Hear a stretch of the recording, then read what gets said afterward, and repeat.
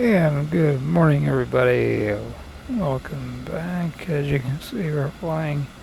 In this episode, we're flying something a little bigger than a King Air, let alone something smaller than a Norden. If you've been keeping track, this is part 3 in a 3-part mini-series on me getting to work, virtual work, that is. We started off in Nanwalek, Alaska, in the Norden, flew to Homer, just across Ketchikan Bay, and we flew the King Air C90 GTX up here to Anchorage from Homer, and now we're going to take my real job here, virtual job, of course, real job here, fly this, the 777 from Anchorage here on down to Cincinnati. Estimated time en route, 5 hours and 50 minutes. However, this video episode will not be as long as that. We will edit it down so you only see the most relevant parts of the flight. We'll probably stop recording somewhere around the Canadian Rockies because the sun, the dawn light is beginning to peek through this ice fog. The sunrise over the northern Canadian Rockies should be pretty spectacular since I've got the since I have the settings. Everything that's good. Since I have the settings, the scenery settings here in Sim 2024 set to max, so everything should work out with regard to excuse me, with regard to that. And we are flying on VATSIM, so that adds something to it. But like I said, you won't have a 5-hour, or I should say 6-hour video. It'll be much shorter than that. Alright, let's get on board.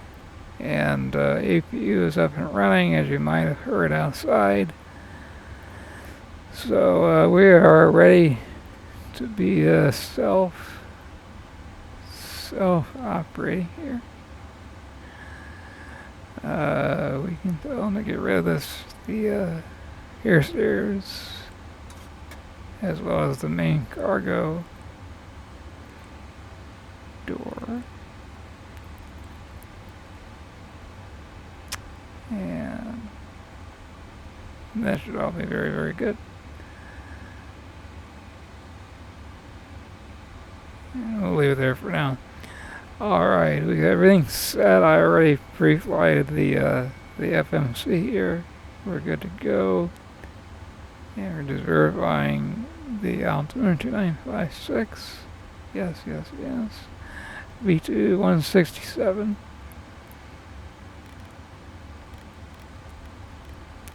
And we're going to be going on a heading. We're going to brief it up real quick. Let's just quickly brief up the flight plan. We're beyond the Potter 1 departure, so we're going to be departing out of runway 7 right. Heading is 074, but then immediately go to the right, heading at 199 because, well, if you don't, you're going to run into some mountains, and that's not a good thing. Pick up where we need to, which would be the JOH Johnson Point VOR, and then we'll be on our way. So, with that being said, let's get rolling. Make sure 199 is dialed in. It is 4,000. It is very, very good. Alright, let's just go through the checklist here very quickly. Oh, they updated the dispatch, updated. Okay, that's right.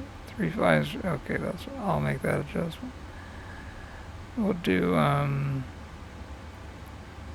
maximum flight. Let's do 330, just to call it safe. And so it's supposed to be 330. I don't know why that changed. Thrust limit is set to that, 97.7, that is correct. With this weight, because we have 181,000 pounds of cargo, along with 112,000 pounds of gas, so we need as much thrust as we need. So that should all work. And we'll be good to go.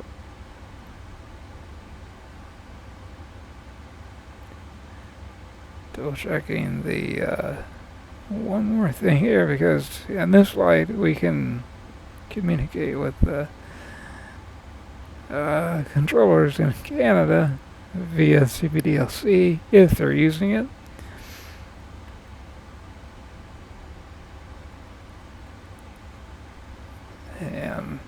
But like I said, if they're not, then we'll simply edit the video down to that. Down to a number. I mean, this video might end up being only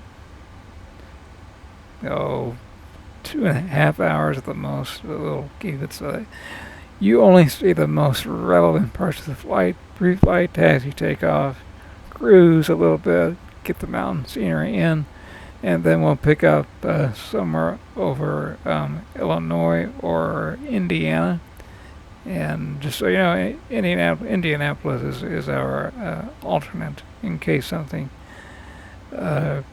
prevents us from continuing to our final destination, which is, as I said, Cincinnati. All right. So, apology for the voice. Not a good voice today because it's extremely dry here. Alright, let's do the checklist real quick. We can simply run down the checklist. Everything is already set. MCP, takeoff speed, CD pre-flight is completed. Let's just double check that we do have the route data in regard to wind data. Okay, it needs to be reloaded.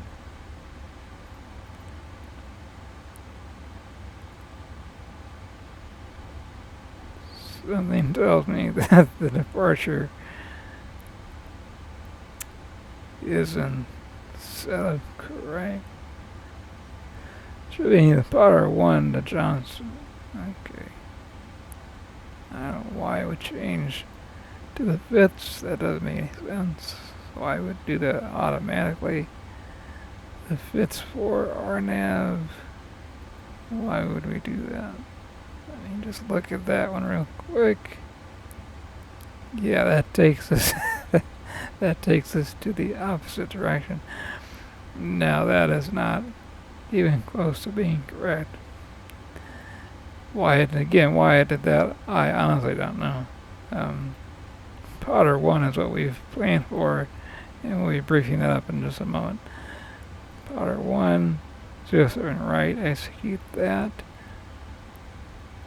And we'll go ahead and set up our VNAV win, but in order to do that, we have to set up our arrival in Cincinnati, which we can do that now.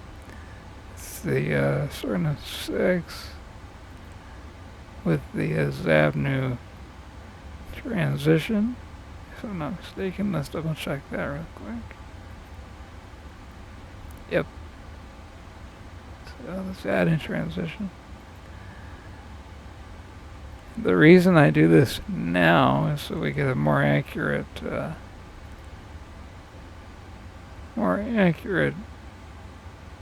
info on the on our wind forecast. If we have that loaded up, there we go. And the reason we do that is for our predicted amount of fuel going into Cincinnati right now is 26,500 at approximately 22:35 Zulu. So it helps us not just in fuel planning to make sure we have enough gas on board, but it also helps us on our timing, our estimated time of arrival, en route, everything, every little bit of information with regard to timing works out well. Okay, let's do our takeoff. Taxi briefing. We're simply going to take Bravo here down to Charlie 1, then over to runway 7 right. As for the takeoff briefing, it's very, very straightforward. We're going to be doing the Powder 1 departure. Alpha 07 right, heading runway heading, and then as soon as we hit 600 feet AGL, we're going to turn right on heading 199. With a minimum volume of 285 feet per nautical mile, which we can very, very easily do that. Then, as I already said, right turn heading 199 fence, and then we'll expect radar vectors to our assigned route. But we're going to maintain 4,000, except for the clearance with the altitude within 10 minutes after departure. So that's what we're going to do. And we, as it might look, and then the METAR does reflect it, we have ice fog going on, right? So with our standard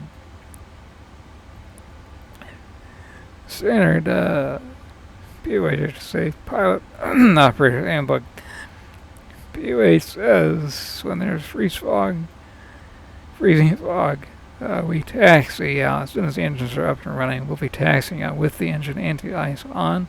The wing anti-ice, however, will remain in the auto position. And beacon should be good to go. And we do not need to be pushed.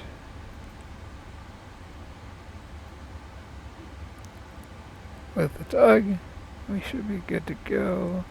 Good to go. And I always set the FO's FMC to progress phase number 2. It's a good way for me to keep an eye on the measure of merit of the flight. All right, let's get both engines up and running. Bring up the engine page for the MFD, and what I do, a lot of people don't do it. I don't know why. The airplane does have a very powerful APU, and we can start both engines at one time. So we'll go right engine, start, and left engine, start. We can come down here. We can see into rotation. And turn both fuel control switches to run.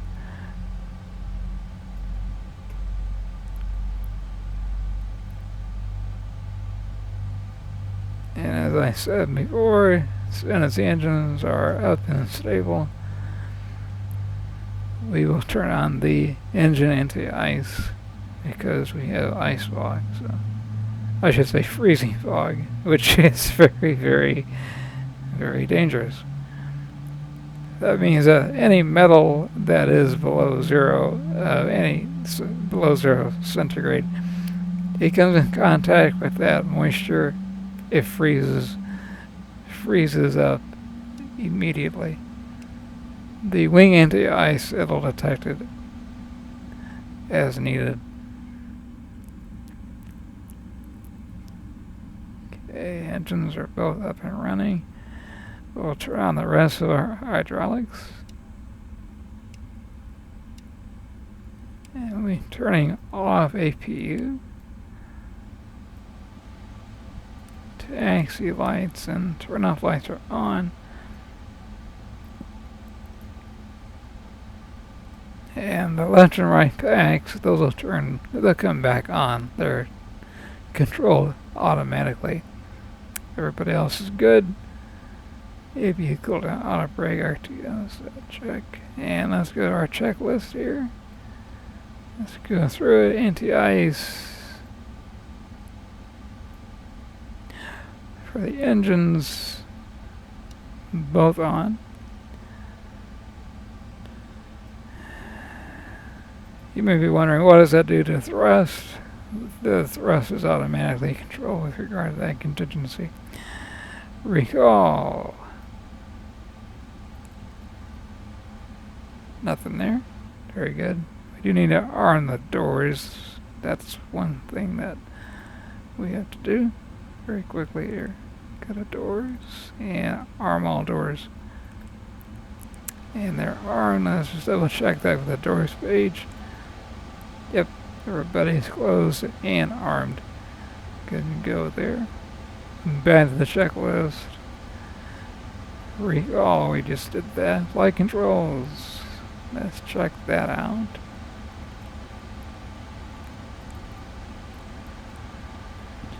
A2 up, 2 down, along with the spoilers. And to the right, 2 up, 2 down. Looking good. Okay, elevators. 2 up,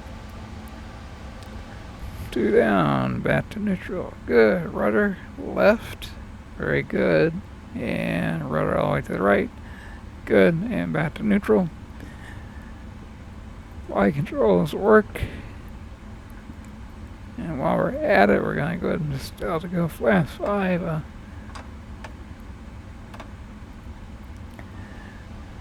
Flight controls are good. Ground equipment is, well, there's nothing I can do about the tug.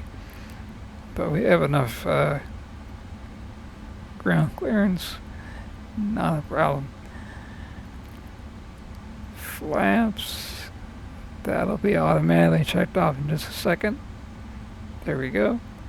And now we're down to after takeoff. Alright. Good to go, good to go. We'll leave that up. Make sure that everybody is working as it should. Fuel is in tank to engine configuration. Very, very good. Very, very good.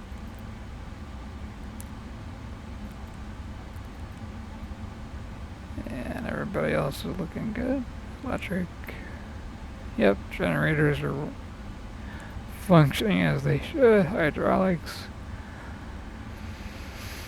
All 1, 2, 3. Everybody's good there. All four systems technically are working good. Air control.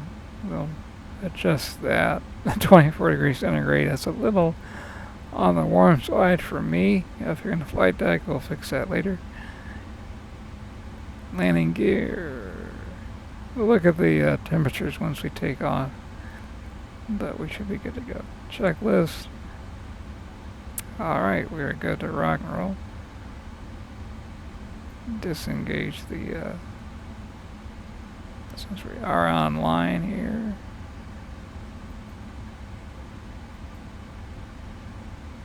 And no, they did not give me an automated squawk code, so we're just going to set it to the usual 2200. Don't know why they didn't, but they didn't give me an automated squawk code. And we will want weather plus turbulence when we get to that point. I haven't set the terrain simply because there's a significant amount of terrain on board. We'll switch over to the weather radar as soon as we get airborne and away from the mountains. So brakes and parking brake disengaged. Let's roll.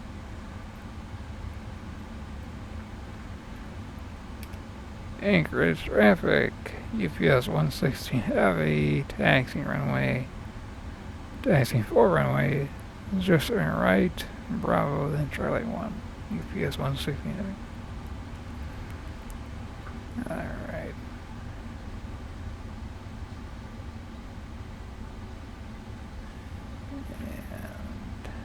Always remember that if you're taxiing this aircraft and you glance down at your navigation display, you keep it below 10 knots ground speed, which if you look toward the bottom of the screen, you'll see that the aft trucks on the main gear, they articulate, so it helps you turn much sharper.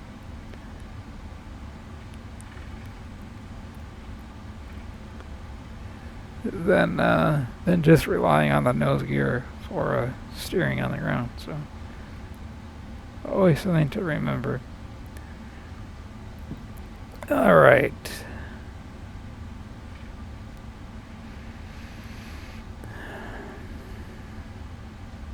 Everybody looks good. We probably, if we idle it, it might begin to slow down just a little bit. The engine anti-ice, it does take a little bit of thrust away, but if you look at the ICAS here, if you can see it while I taxi, you can see that the takeoff rating is now on the N1 is now 97.7. For those of you watching on a mobile device, let me zoom in for you here. 97.7. Like I said, it automatically adjusts for the anti-ice system being on, so it adds thrust because the FADEC, which is the computers that handle the engines, they excuse me, they notice the amount of thrust being taken away from the engine, so to speak, and it reintroduces more of it.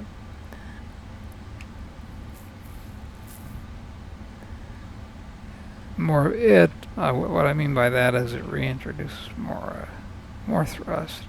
It's acting like it's icy out there because I go just a little bit with the tiller, and the nose just wants to go right or left very, very quickly. If you look on the nav display, those big blotches, red blotches, that's not weather, that's terrain, and you can see why this particular departure, also known as a SID, standard instrument departure, why it makes this turn as soon as it does, because the mountains are right there. So if you're familiar with taking off out of, let's say, Bogota, Colombia, that's the first one that comes to my mind. Same scenario. You have to turn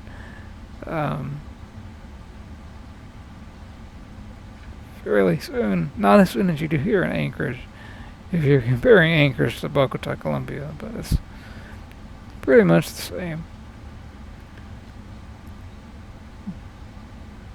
Alright. It must have been icy back there because now the airplane is taxiing right down the middle.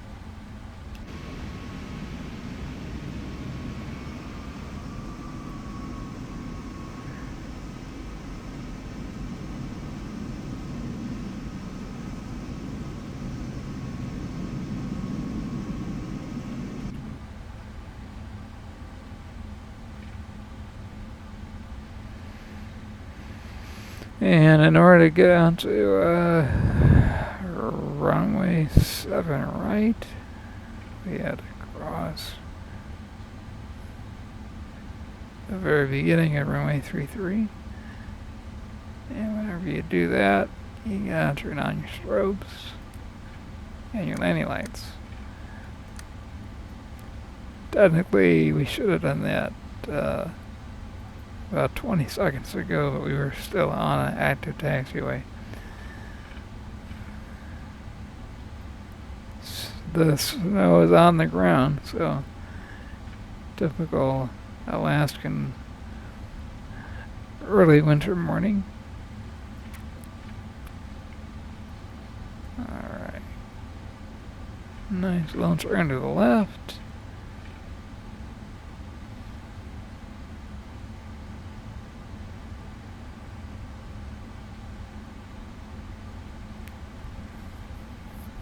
Alright. And just by glancing down at the altimeter, it looks like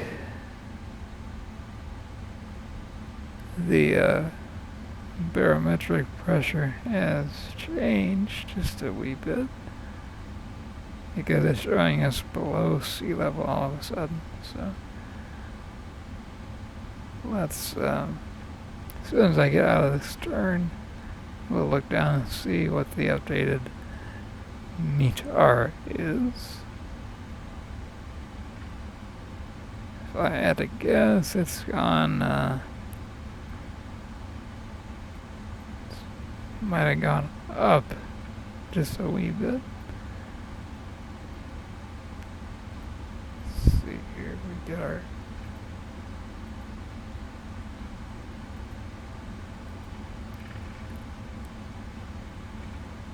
yep, 2958. Alright.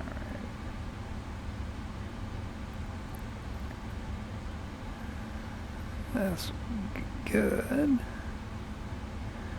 A little bit more power.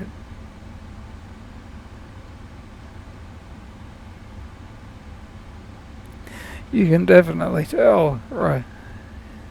I mean, definitely tell without question that the engine anti-ice is on, and it is taking a little bit of thrust away because I just had to add a little more to keep us rolling,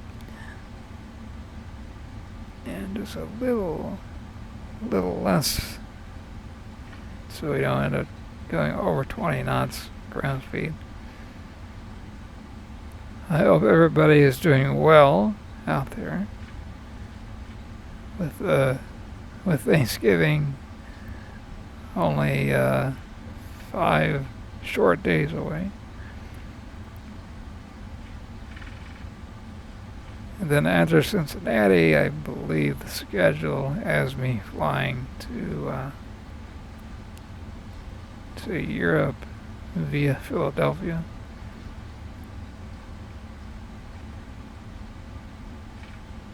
Now on that flight, we will be able to utilize the onboard CPDLC in order to communicate with ATC, whether it be Gander or Shannon, and that's where the real fun kicks in, because you can really utilize all of the functionality that PMDG put into this aircraft, and idle the engines and see if it just continues to coast along at 19 knots ground speed.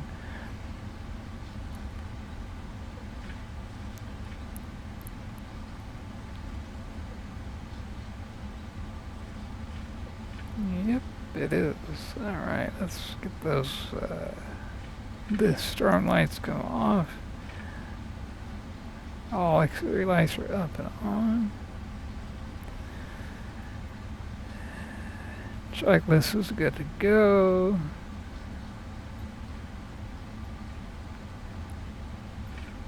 And again, here you can see another batch of fog rolling in.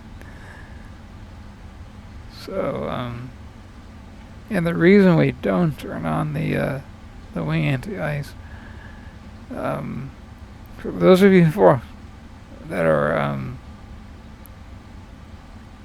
are knowledgeable, let's say like in the Embraer 175 series airplanes, that also has an automated anti-ice, automated ice detection on the wings. In their case, if you turn it on at this level, you wouldn't want to leave it on for long at all on the ground, because the wing, some guys will tell you, and gals, they'll tell you that the wing will begin to melt and or deform. So you want to have enough air, cold air, coming over the wing before you have any anti-icing systems up and running. Thing is good up here. Let's give everybody a little shout out here.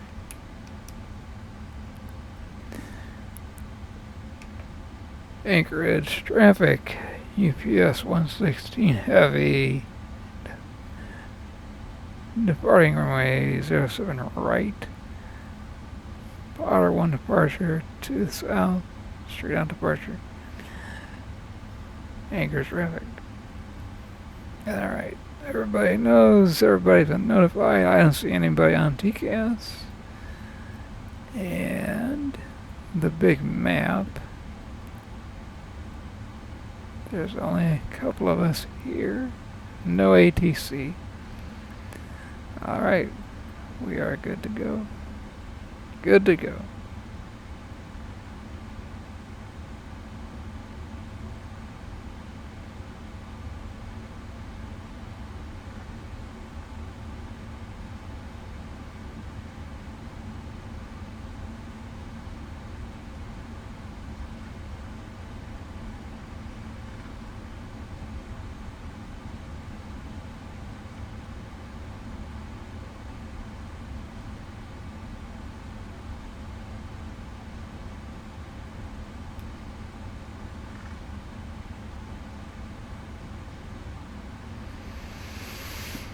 Alright, here we go.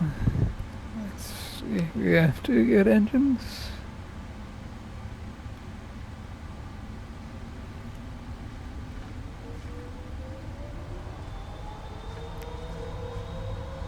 Two good motors. Airspeed's alive.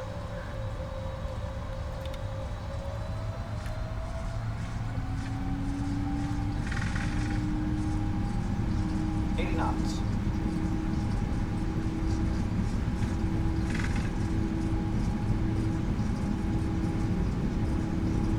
V1. Rotate. V2. Positive rate of climb. Gear up.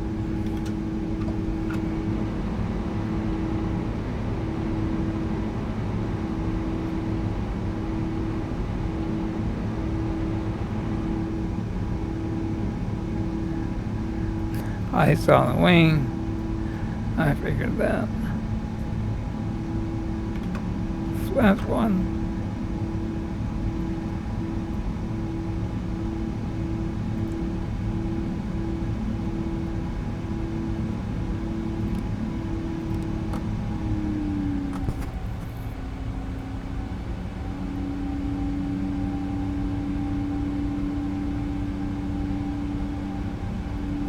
And everything looks nice up there above the fog. Flaps up.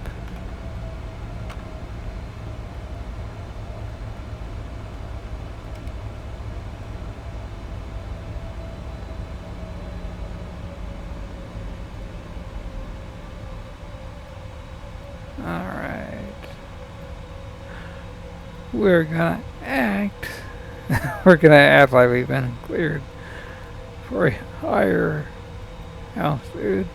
This is 4,000 feet is the maximum for this specific instrument departure. So we're gonna hop on up to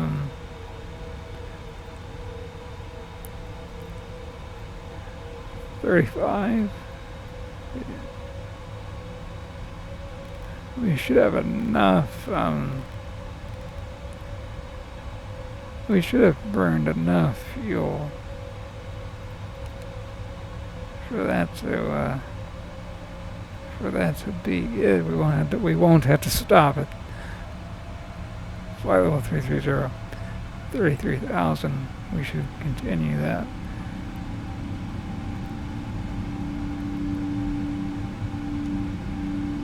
Alright, switching over to weather radar here. There are some snow showers here and there, but that is no longer an issue for us. As soon as you get above, and as you can see right there on the ICAS, the wing anti-ice automatically kicked in. So, yep, as I said, just after we took off, we began ice accretion on the wings. So, yeah, we were good enough on the altitude. Now we're going to pretend that they cleared us direct to the Johnston VOR.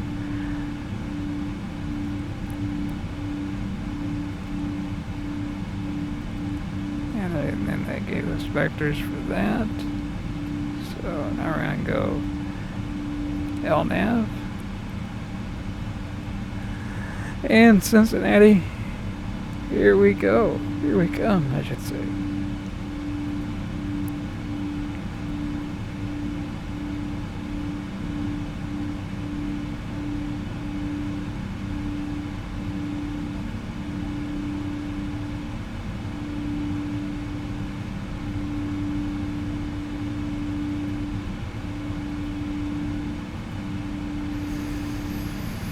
There's a beautiful view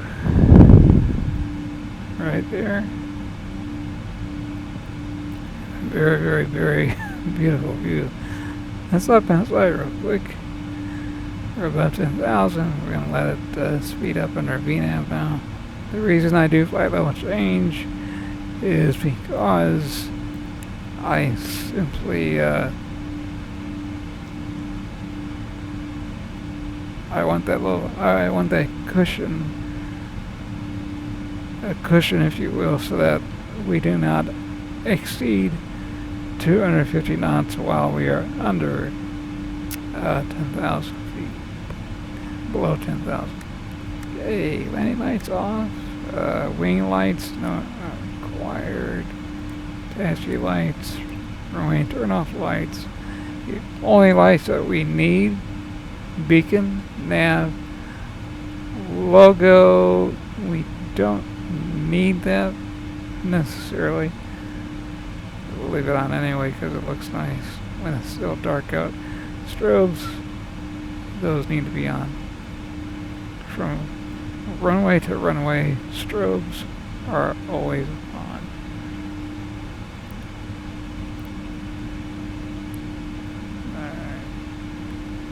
Let's look outside real quick.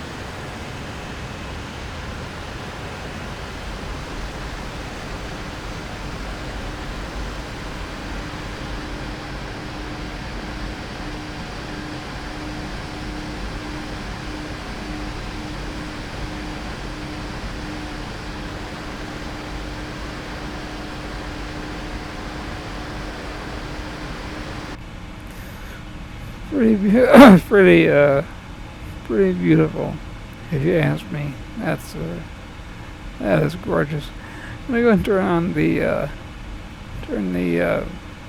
engine anti-ice. Set that to auto.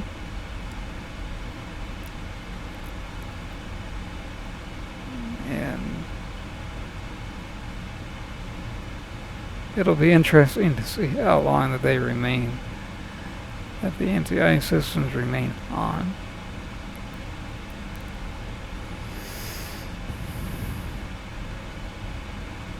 And we're above 18,000, so turning altimeters to standard. Very good. And the climb out is looking great.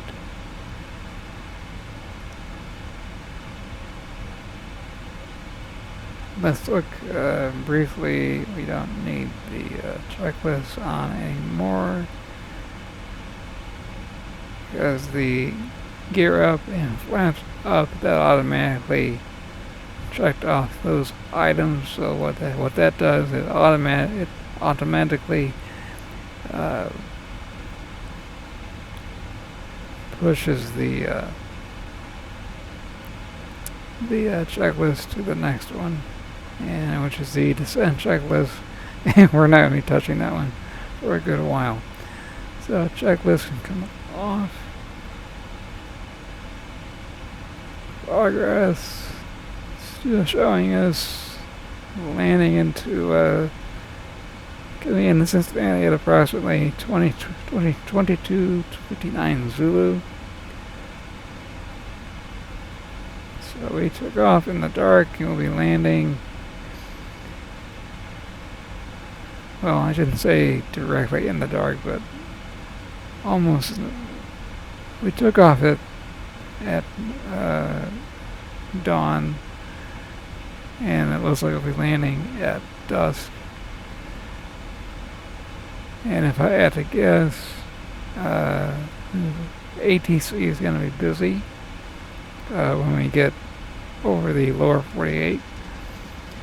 Canada, especially once you get over Yukon Territory, southern portion of the Northwest Territory, and then down to Alberta, Saskatchewan.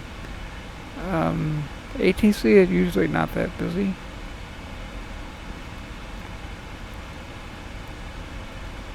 So when it's not that busy, then they're simply not going to be online.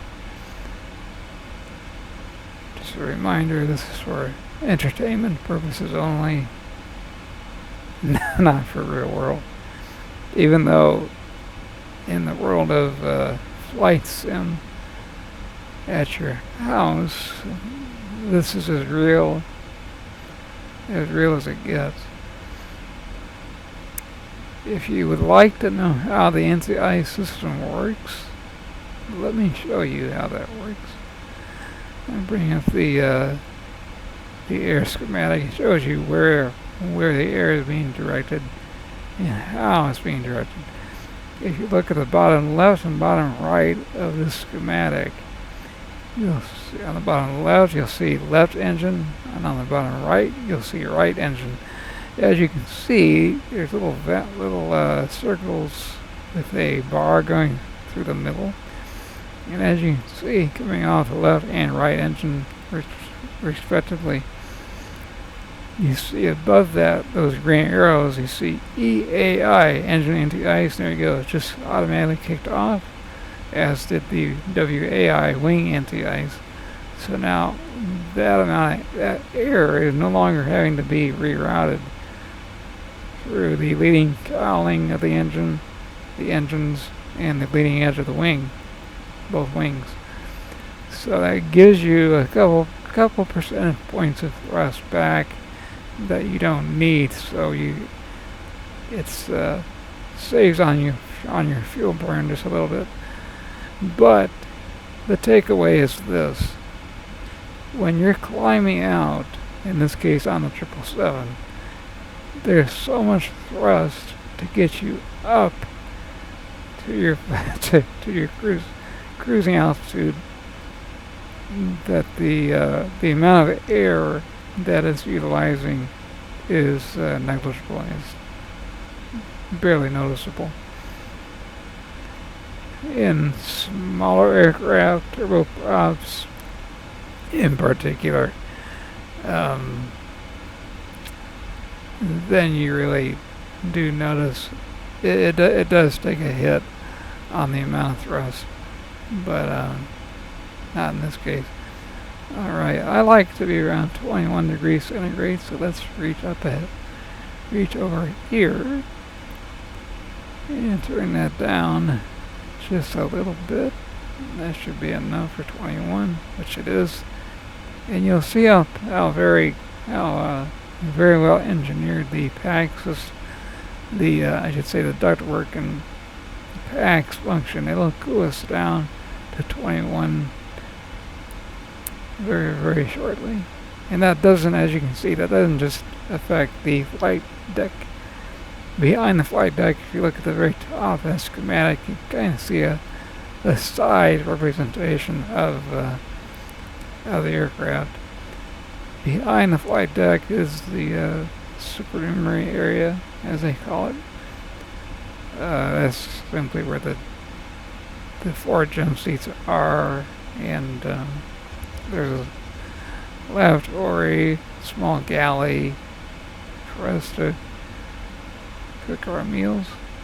And you can see that the trim, as it's called, it's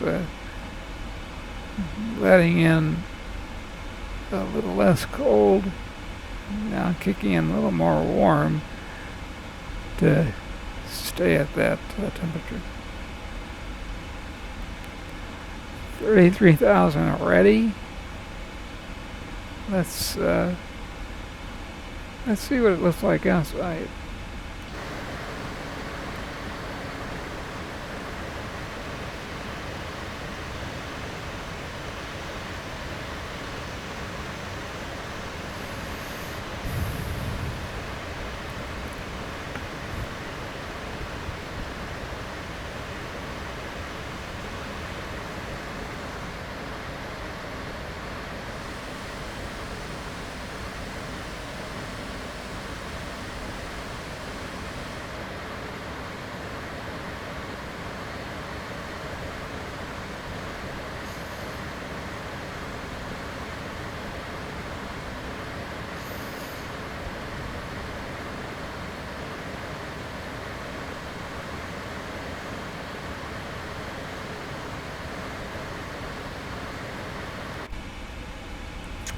Alright.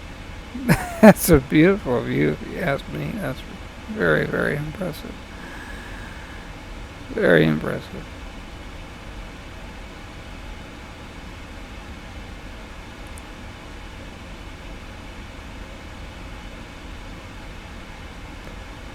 Very, very, all I can say is a very, very job well done. 33 did I?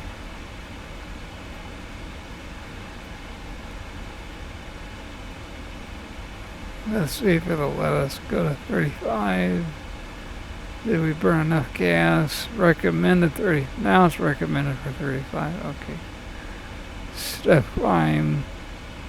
Yeah, we just passed our step climb. So yeah, let's go ahead and do it.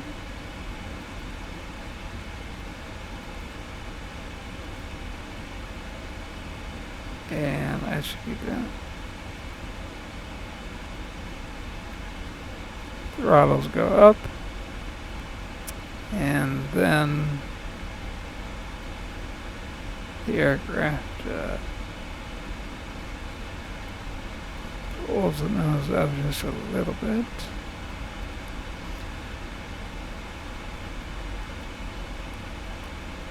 As you can see on the FMC, aka CDU, I call it FMC, Flight Memory Computer. As you can see, it's saying that the most economical speed is Mach 0.833. Once we level off at 35,000, that is where all that wind data that I loaded in before, that is where that information comes in very, very handy. Because I'm going to see if we can get to fly just a little faster, even though, again, the margin is going to be negligible with regard to how much fuel you actually save vis-a-vis the amount of time that you're trying to save. Which, in the world of flying freight, timing is important. All right, the overspeed bar, it did come down, which means our margin of error, if you will, for lack of a better term,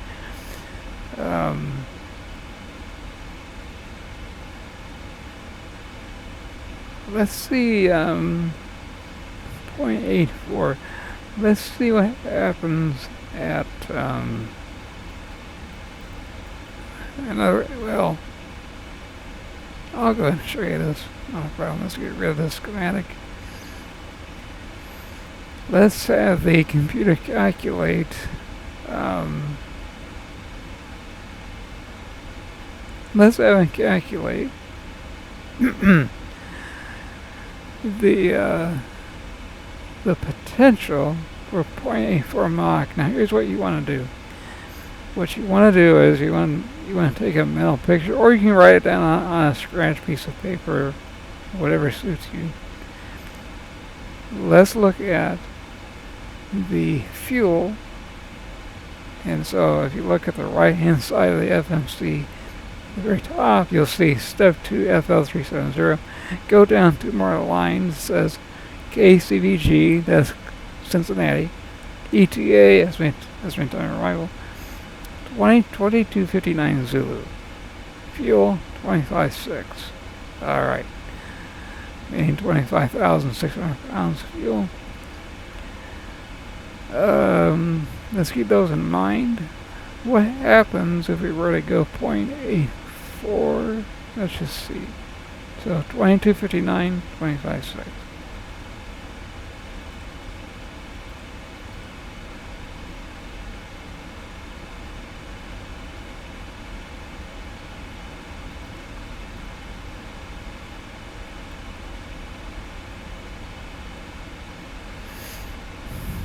Two minutes. That's it. So I don't think we need to do that. I think we're just fine where we are. I really do. I mean, if we do that, we're just going to increase the aircraft in fighting the headwind that we're already in. I know it's headwind coming out of the Great White North, the Northwest headwind. I know that sounds a bit counterintuitive, but that is the case. We do have a headwind. Not a big deal. 1 knot, 2 knots. Erase that. But no, I mean, our optimum flight level is 335. However, it recommends 350. So, if I had to guess, unless something changes along the way, especially south of the border between Canada and the United States, if something changes there with regard to the headwind and then it switches around to like a tailwind, then I can possibly begin to see where we can double check to see if flight level 350 is the if it is the economical altitude and as well as speed. So we'll leave it there for now. But with the sunrise, let's hop back outside and take a look.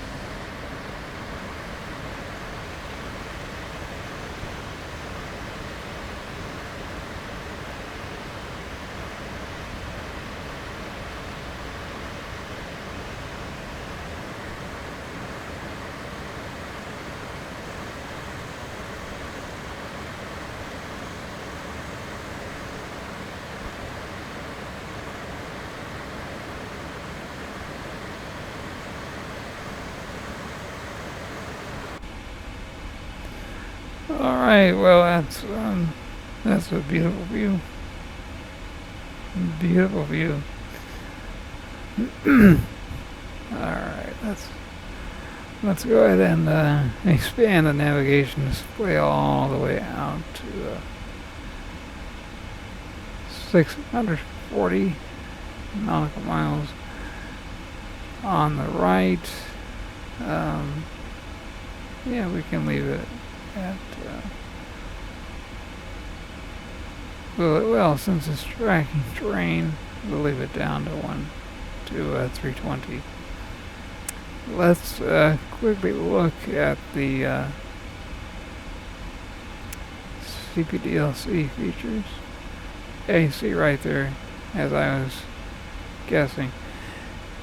Now we have a little bit. We have a little bit of a tailwind. So the actual wind component, tailwind of 1 knots, because the wind is hitting the aircraft at an angle of 195. So that is I would say, a very, very, very slight quartering tailwind. And the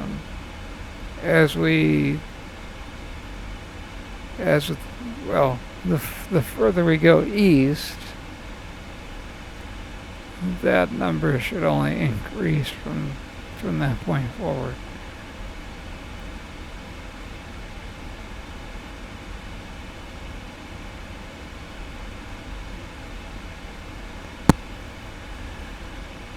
Hopefully, that's the key phrase.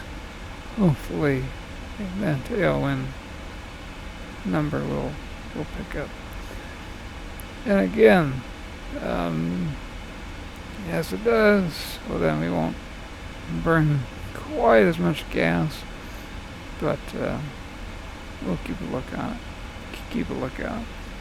When you're hauling, when you're hauling 186,000 pounds of cargo, yeah, that's what keeps you back here in 350 on the altitude instead of climbing up to 370. So we'll continue to look at it. Alright, one thing that a lot of people want to know about is CPDLC and all the things you can do, ACARS, etc. Let's look at the view one more time. That's going to get just a little too bright for my taste. Just a little bit. So let's move that. There we go. It's a little better. The FO, I don't know what they would like it to be at. Maybe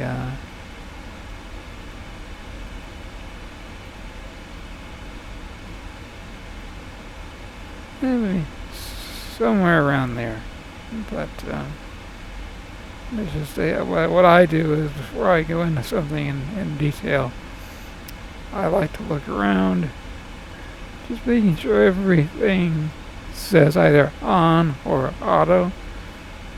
Just making sure things are good. Seatbelt sign for those in the proverbial jump seats in the back. Turn those off. They can get up and move around as they like. But now everything else looks, yeah, everything's good. All right. And then after I do the there's a little bit tiny bit of moisture being picked up by the weather radar. See that? A little green blob. Just shy of 100 nautical miles to our 11 o'clock position. Just a little bit. if I had to guess, that at the very top of, you see here, let me look at another map. I'm going to work on getting the video recorder here at OBS to record other windows that I pop up that unfortunately you cannot see. Let me look at the weather radar up here in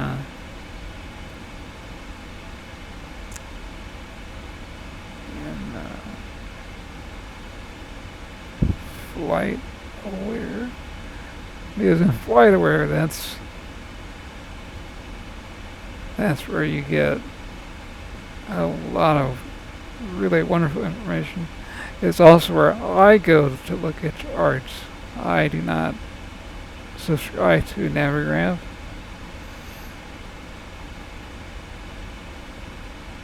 I only update the cycle every once a year, twice a year. For me, it works out fine. If I had to fly overseas, then I can find those charts very easily utilizing search engine. It works out very, very well. All right, let's look at. Just gonna look at the because I do know that there is a real flight in the real world doing, I believe, the exact same route that we're doing right now. It's going Anchorage into Cincinnati, but it is not a 777. It's a 747, I believe. Let's see what that.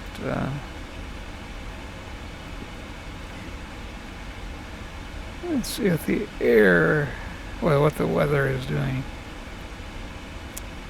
They are already down to the Iowa-Illinois border, and I'm looking to see where we are on the weather radar, and let's see here.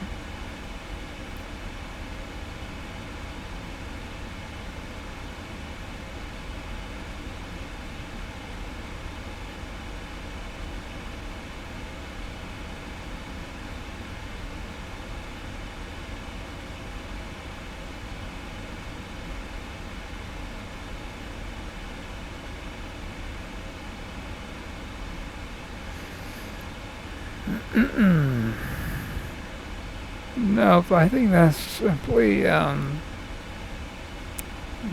just yeah, that's just upper altitude moisture that the radar is picking up. The one thing you do want to do, make it a very good habit. I obviously haven't been doing it yet. That is, even though the aircraft is flying on an LNAV basis, you want to make sure that your heading bug on the autopilot is set to your current heading. That's just a very, very good practice to get in mind, to put it in your mind. If something were to happen to LNAV, you can immediately switch over to heading select mode, and it would retain your current heading instead of being concerned about left, right, wing angles and all that. It would simply immediately maintain it because you would immediately recognize it as long as you're not asleep at the wheel. With regard to being asleep at the wheel, this does have a alert system that if neither pilot touches anything in the flight deck for 1 hour, a very loud alarm will go off and wake you up and say, "Hey, are you guys awake?" And then, but as long as you're pushing some buttons, even if it's just turning the traffic, not traffic, but the distance knob down, back up, just looking at things of that nature. That's what it keeps track of. So, okay. ACARS, CPD, and CPDLC, as you know. ACARS, that's the interface between you and your dispatch office, and CPDLC, controller, pilot, and data link communication. So let's look at that. If you want to see the route, if I was live streaming, then I would tell you what my call sign is, and then you could obviously look it up on VATSIM's map. Here's the route. Unlock it here.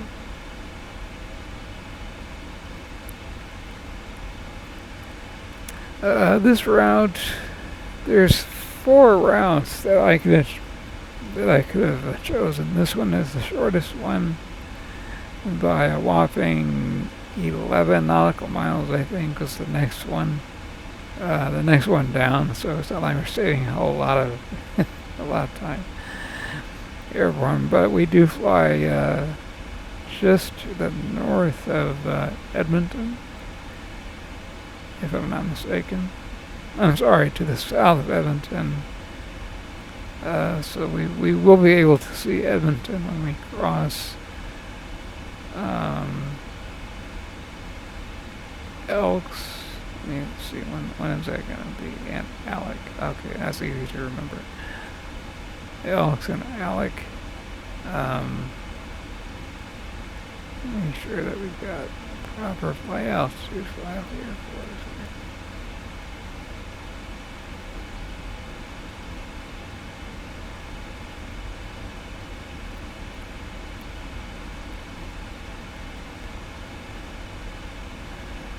Yeah.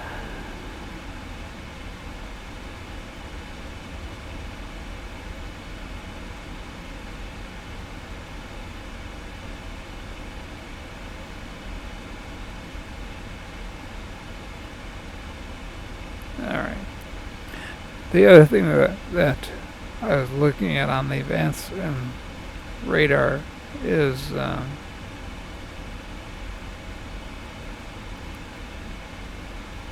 there's a it looks like the outline of a Concorde just to the south of us. Let me look at that one more time. He took off out of Anchorage, and he is going to Dallas Fort Worth. He's at 57,000 feet at a ground speed of 1,182 knots. That's interesting. After we check out this person, we'll look at we'll look at what he's doing here.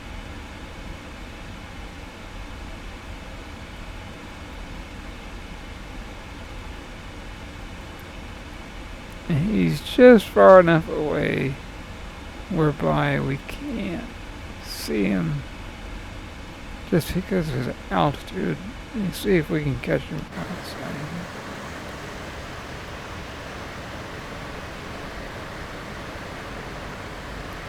Nope, can't see him, but he's right up just above that VHF radio antenna on the top there of our fuselage. He's right out there, but again, he's so high.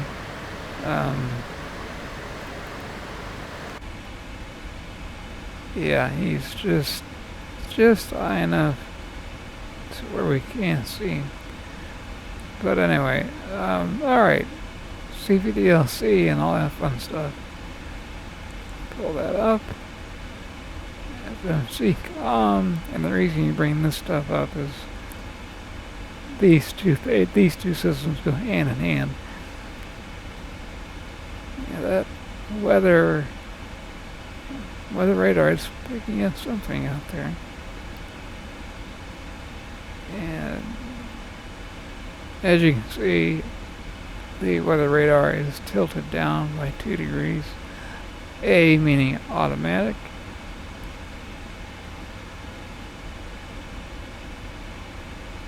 Alright.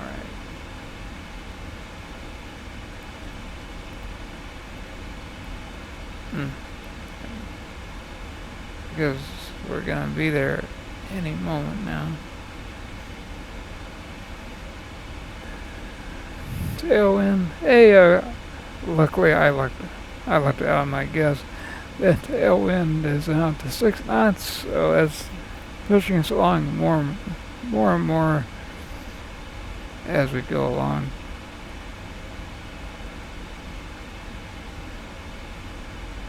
Very good. Alright, let's look at this stuff here. If we wanted to, let's say, well, that's if we were over the ocean, or in some cases up over, in a way not too far away from where we are right now, but it would be extreme northern Canada. So like if you're doing a transpolar flight, good definition of that, a good explanation of that would be,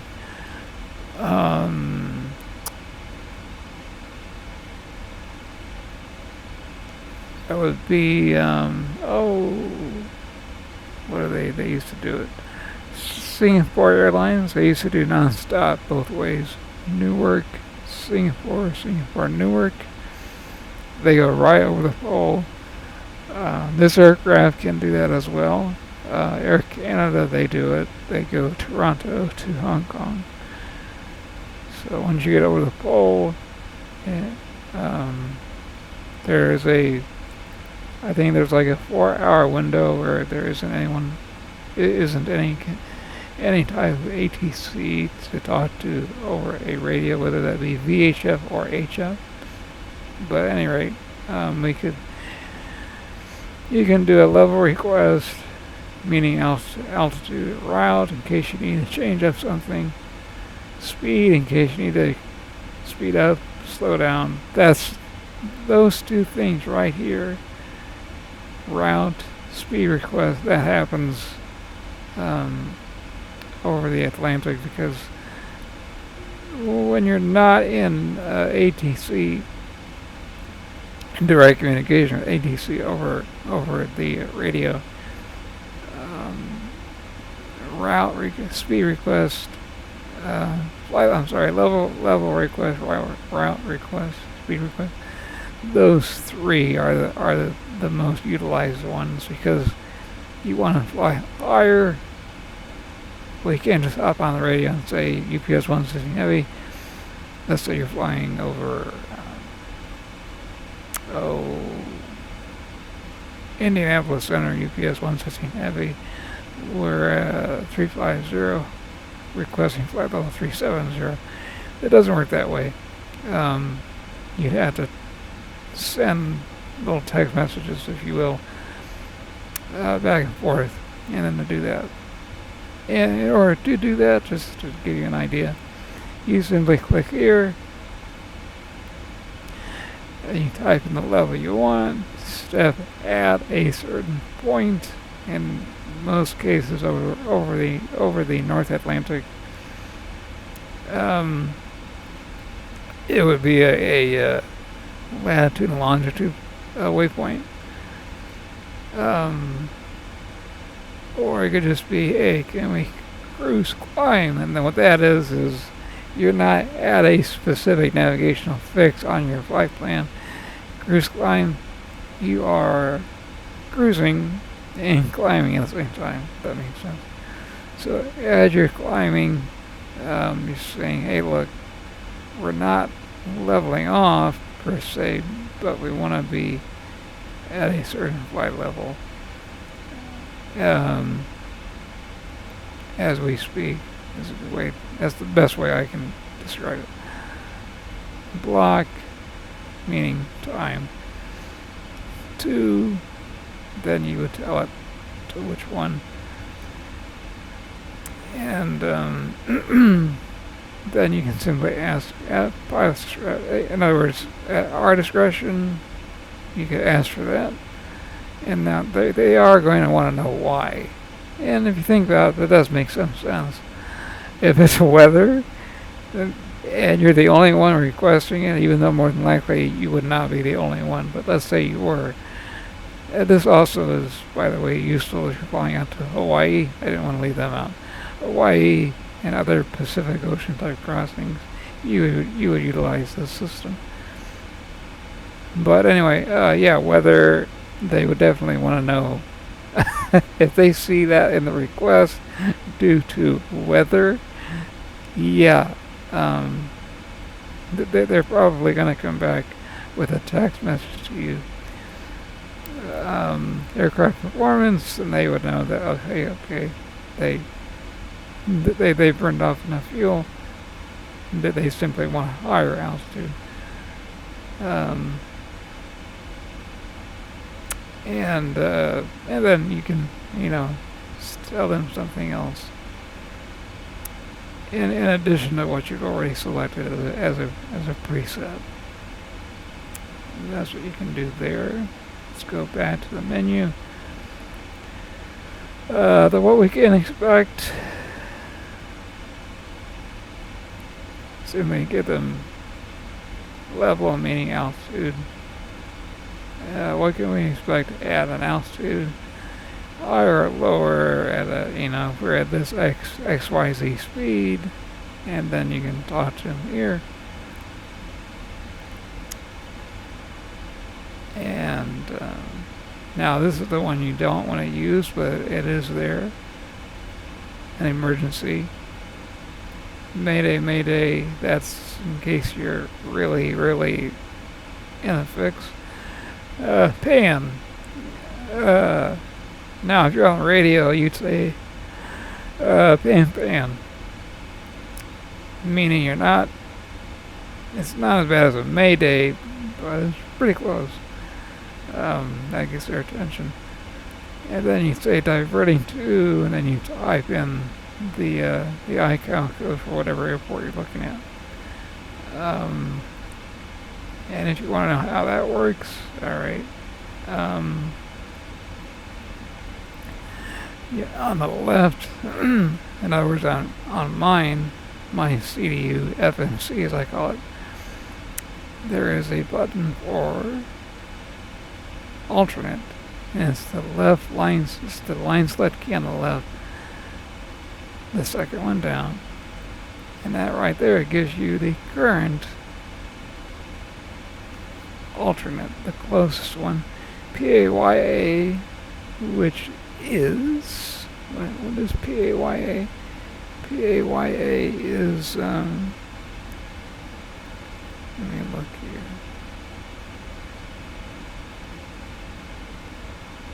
Let's look here. Who is PAYA? I think I know. I want to say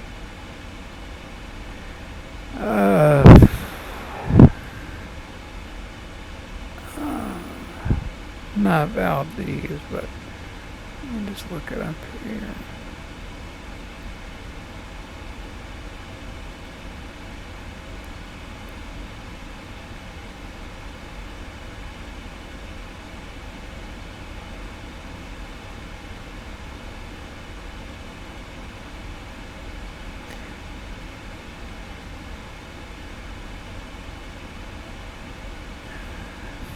Flight aware is not Yakutat,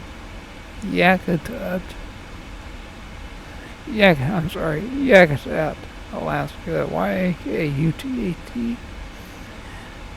Don't know if we could make Yakutat due to the size of the aircraft, but if we had to, you can see estimated time of arrival would be 1845. Zulu fuel would be you'd be landing with approximately 93,200 pounds of gas.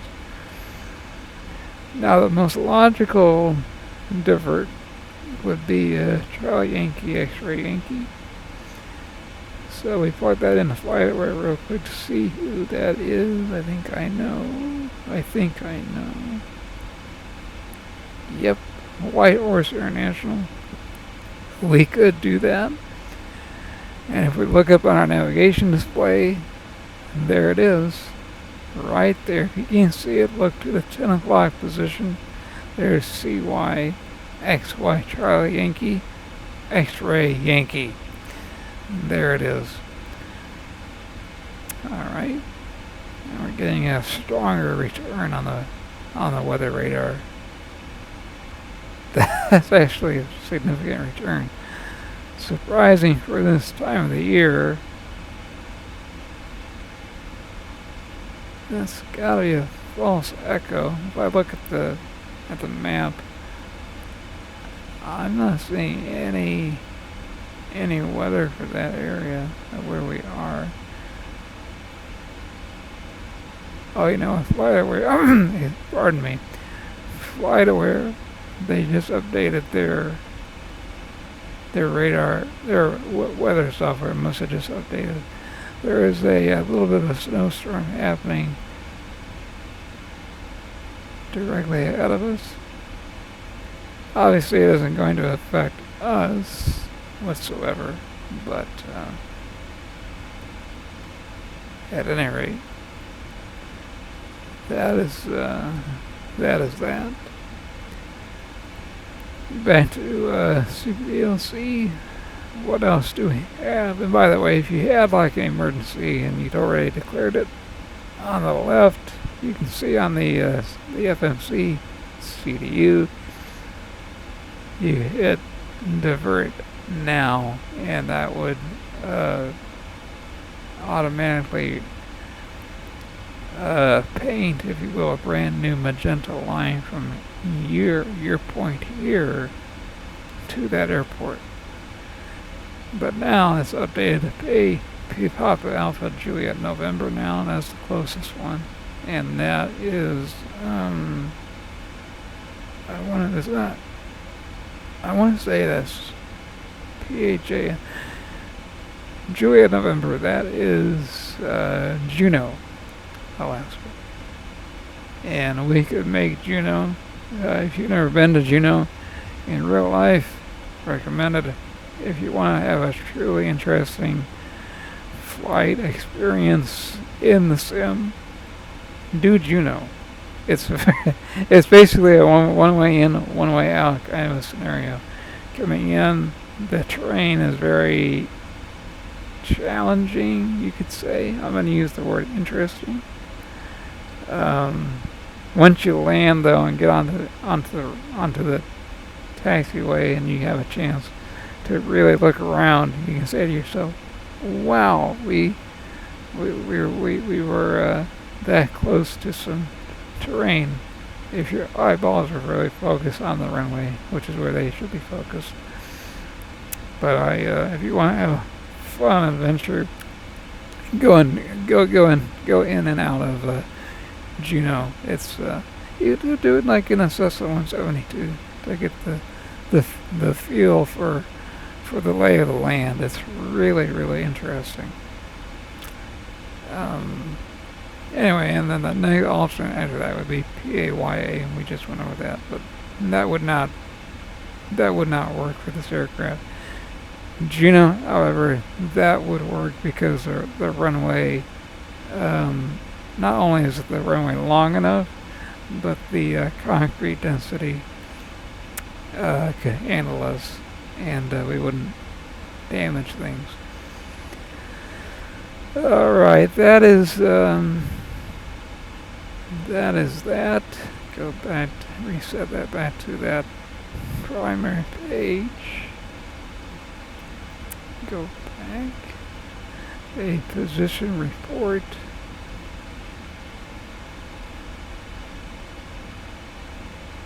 Again, anything on the ATC menu none of that is going to be a report. These are all, as you can see, these are all requests.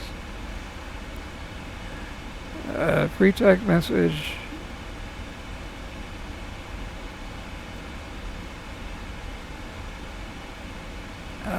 That was, you know what? To be totally honest, that is interesting. Voice contact requests, that's pretty straightforward. If you think that you're within range, here's how this would work. Alright, if you look down here, as you can see, I'm going to highlight it with the blue rectangle. VHF left, that is what we're utilizing now. However, when you're out over let's say the mid-Atlantic, North Atlantic, and there isn't voice controller in between California and Hawaii, or Hawaii and, like, let's say Guam, or going down to Australia, the only way you're going to reach anybody is if you're on the high frequency. That's the only way that would work, and then you talk to them that way. And then you would request voice. That's how you would do that.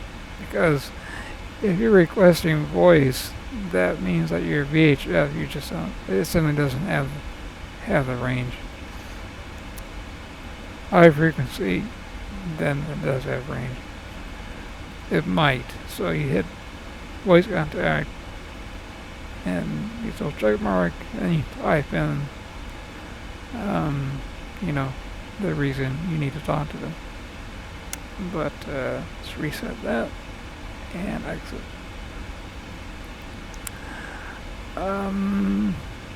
Position report, that is the one thing I was going to show you. And you can actually push it out here. Report. Now that's reporting directly from the FMC. And all that's going to do is it's going to report to the nearest station. And but there's a little caveat to that, and that's over here. You gotta go to your EFB, and then you go into settings. Yep, that's on by design. And then you type in your HOPI ID. So you hop on you go to HOPI, HOPPIE, and you just give them your name and your email address. It gives you a code. You copy paste it into there, and then you're good to go with regard to talking with ATC on the ground.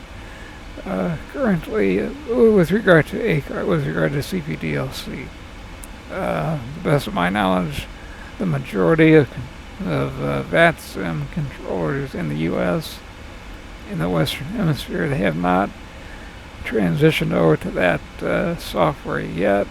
My understanding is that they are in the middle of doing that. So, but if you want to utilize this feature, you got to do a Atlantic crossing and or fly in Europe. European VATSIM controllers, they are definitely on board with CPDLC, and that is that. And you can see the way this report would work. Current position, ATOK, and then it gives you your flight level, 35,000. DJ, which is your next one. In other words, so Yaktat, that was the last one, and we hit that one at 1820 Zulu. Yeah, flight level 350. Next is DJ, and you can just confirm that by looking at the nav display. ETA 1838 Zulu. And then you always give them the one after that one. In this case, it's the navigational fix is Mike Tom, Mike India Tango Oscar Mike. After that, you get a destination ETA, which in our case is Cincinnati. Speed 23 Mach, temperature minus 48 centigrade. And you can always cross-check that with the progress page number 2, which is why I always keep it up there. Position with regard to fuel, 95,170 pounds at the moment, and the wind. Sometimes they just want to know how much fuel you have on board. It says safety feature. And then you could just say turbulence, light, moderate, severe icing, trace, light, moderate, severe icing. So that's how you would do that. Now, flight information. This is where things become a little more interesting. Requesting departure clearance, oceanic clearance. Let's talk about that real quick. Let's see what it's like outside though before we get into that fun stuff.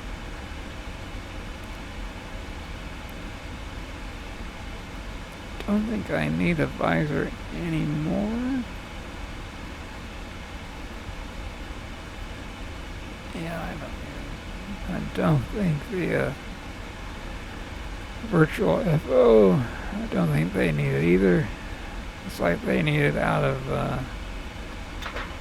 they need that one working for them. Anyway,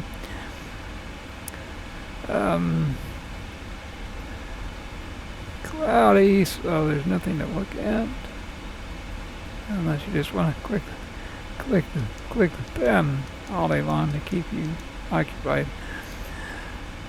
I'm trying to show you how to get the most out of a long flight. And this isn't even a long flight.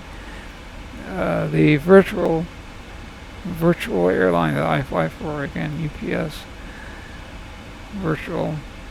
Okay, as I said before, I believe it's the oldest one in existence. I am pretty sure it's the oldest one, and I'm definitely certain it is the oldest one with regard to VATSIM. But at least that's what they advertise. And again, I mean, they get things down to the tail number.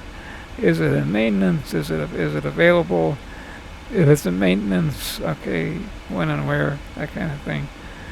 With regard to what type of check, is it undergoing a check, a B check, or is it out of commission for 4 weeks, 5 weeks, because it's undergoing a heavy D check. We simulate all of that. You get the most recent satellite photos with regard to weather, wind bar, weather maps, en route weather maps. It has a link to SimBrief, so you don't have to copy information over. You can just click generate SimBrief based on the flight that you bid for.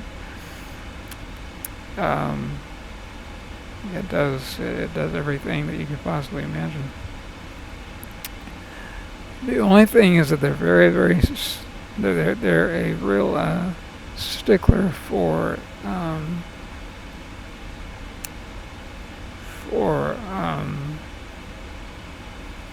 matching the model of the aircraft on the flight plan to the actual plane. So, like right now, I bid for the 777. The flight was for the 777.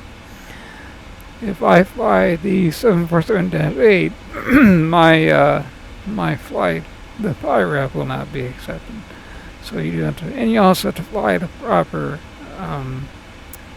livery. In this case, we're flying Atlas. If I were flying a UPS livery you had to come up with a pretty good explanation as to why you're not flying a a Atlas livery. The reason you see UPS 116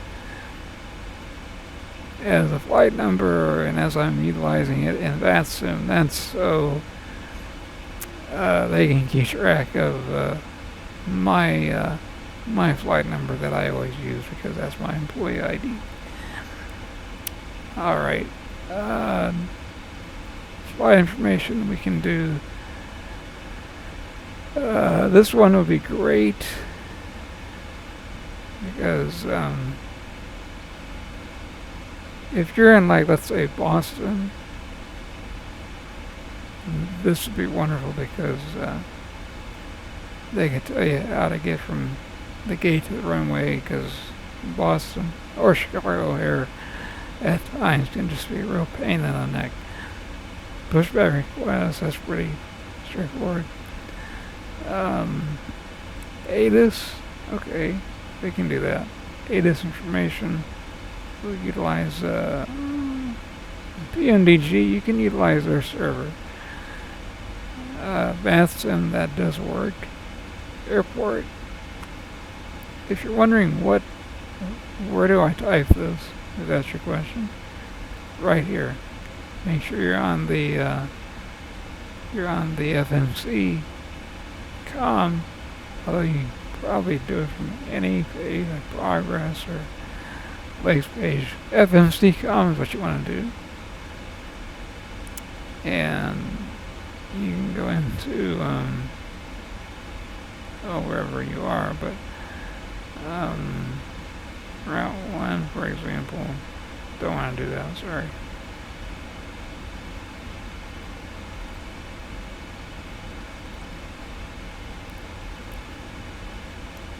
That's interesting. Oh, I learned that.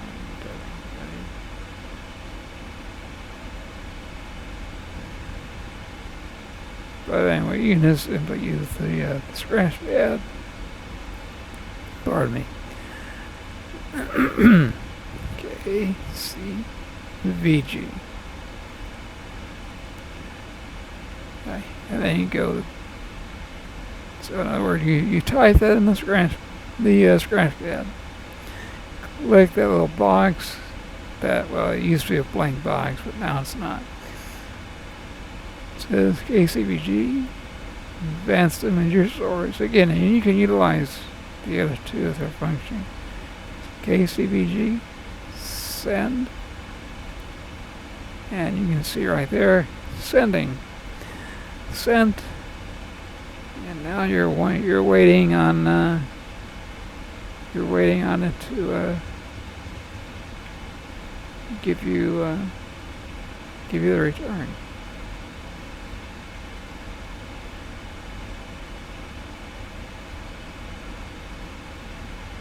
It can take a little while. It just depends.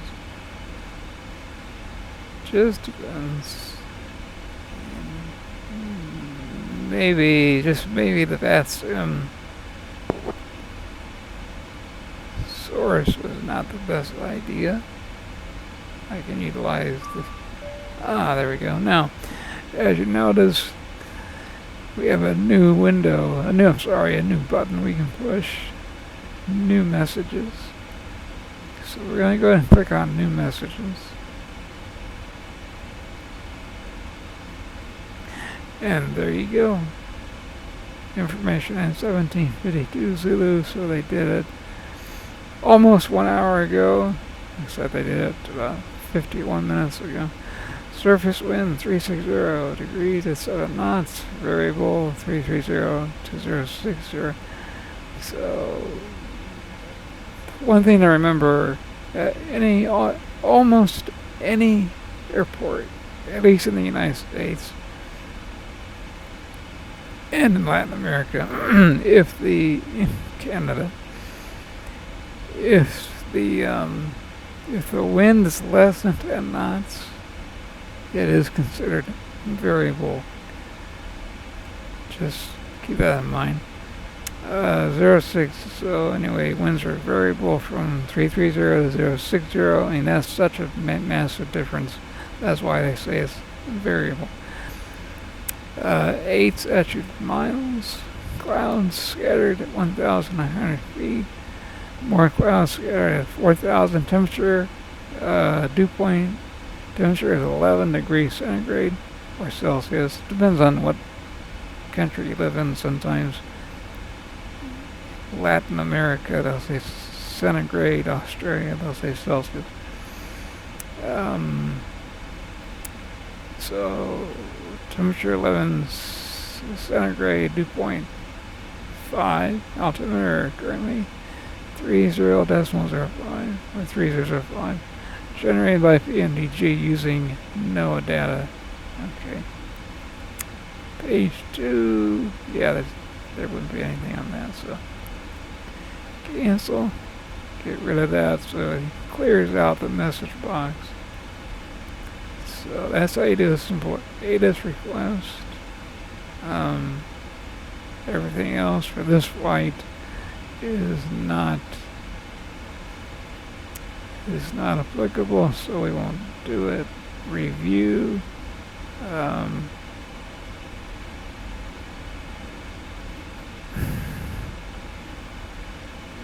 You're just looking at excuse me,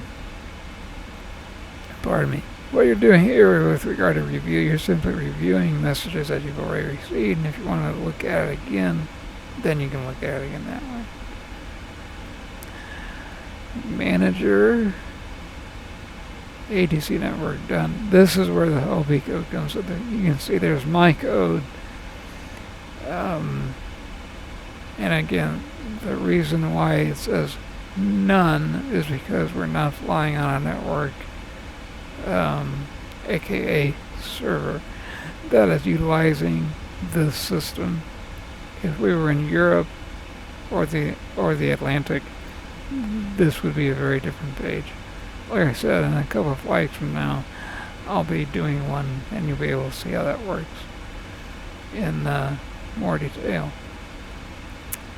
Exit. And that's what that is all about. Oops, sorry.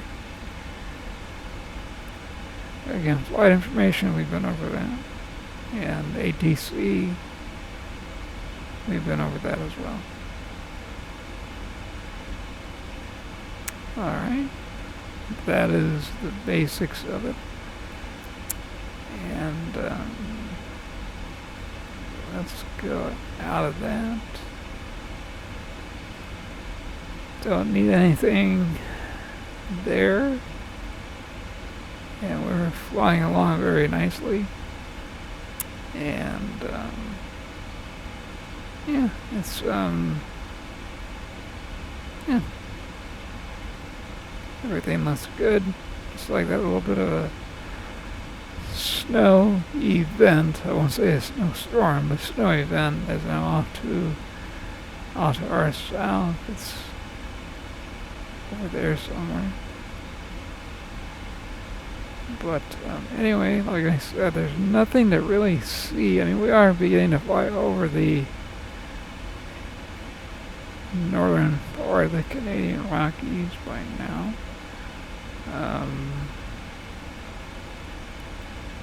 Because now we are officially in the very northernmost point of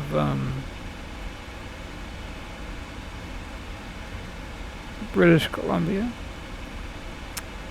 And as you can see, there are mountains down below just by looking at the FO's navigation display.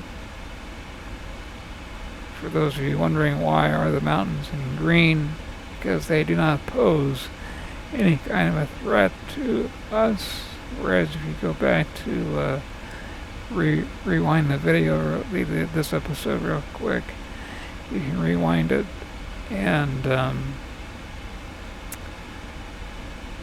you'll see how the terrain there was in yellow and red. Well, that's because red means that the terrain is higher than you are.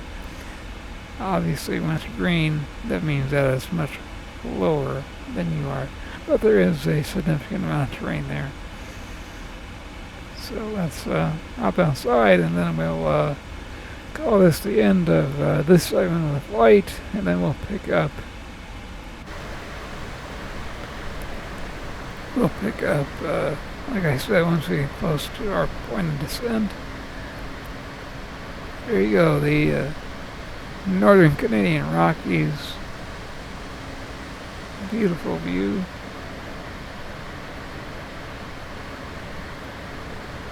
Very beautiful.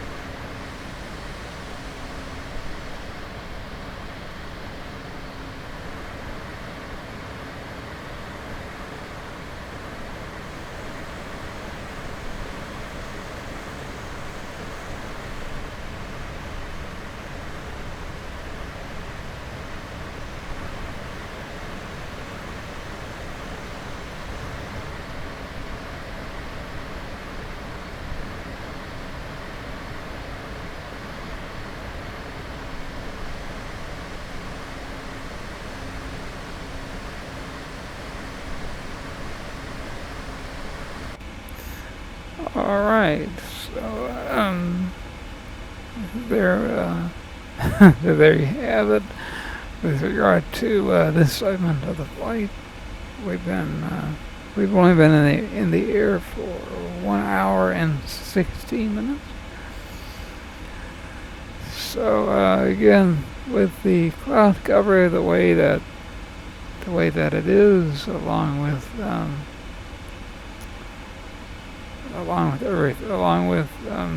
the fact that we have a long way to go, we're going to edit. So we will see you when we are, like I said, about 10 to 15 minutes. Let's say 15 minutes before descent. We'll go that way. You can watch us go through the descent checklist. Possibly be talking to ATC at that time, because by that time, VATSIM, it should be lit up like a Christmas tree. Very, very busy, hopefully, and that'll hopefully make the flight more enjoyable, because for the next few hours it's going to be very, very boring. So we're going to fade out.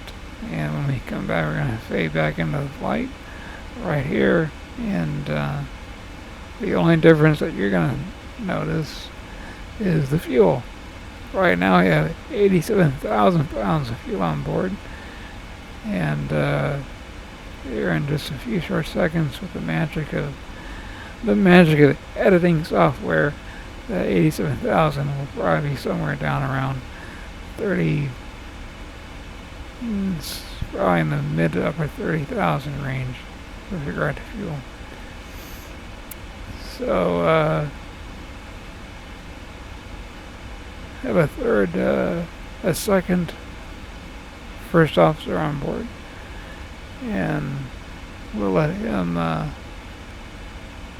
take over for a while I go to a crew rest.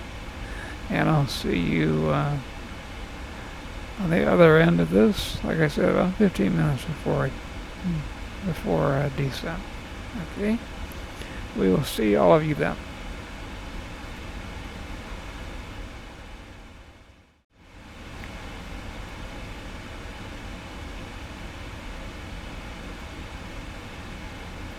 UPS what?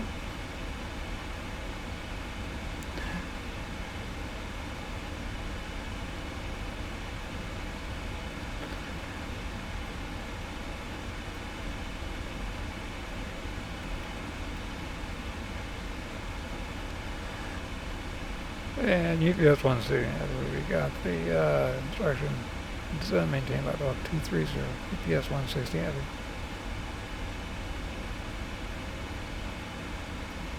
Very busy.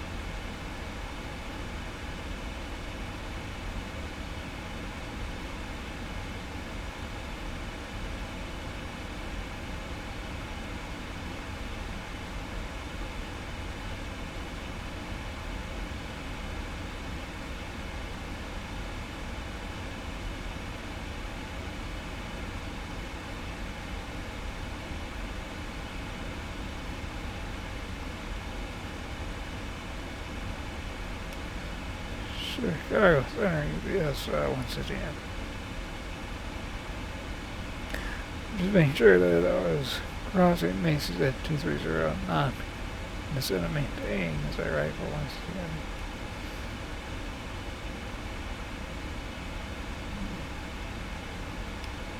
Roger that. Well, it makes it 230 and continue this the arrival 160 amp.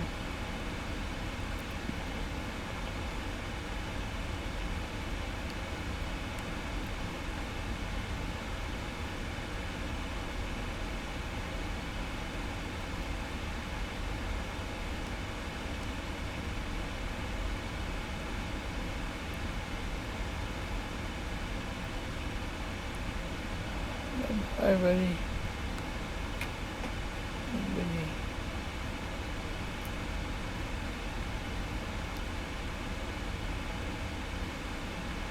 For a UPS 160. Nope.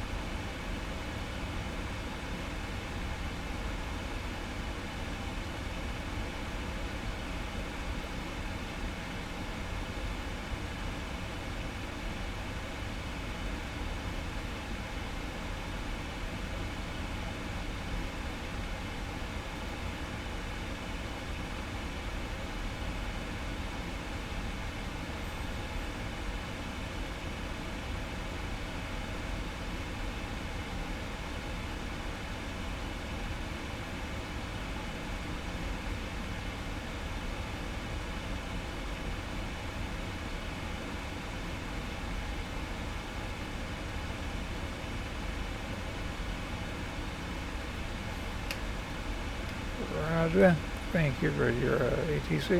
160. Good night.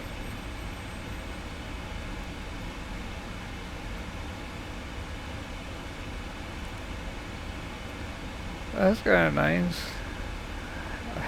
You all didn't catch the ATC before then because they were changing a couple of things for me here.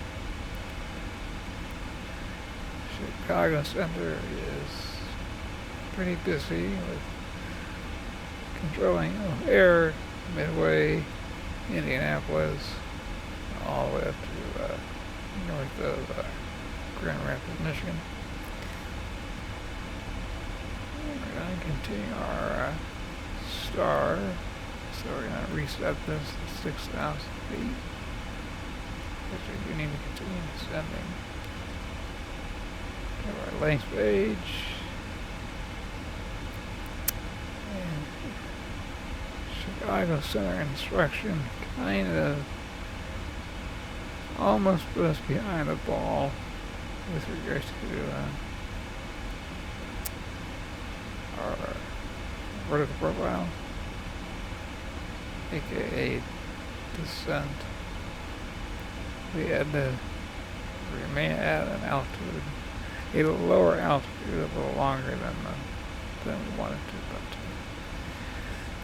that is why I added about 3,000 pounds of gas back in Anchorage. As you can see, I've already gone through the checklist because I wanted to get out of the way just in case.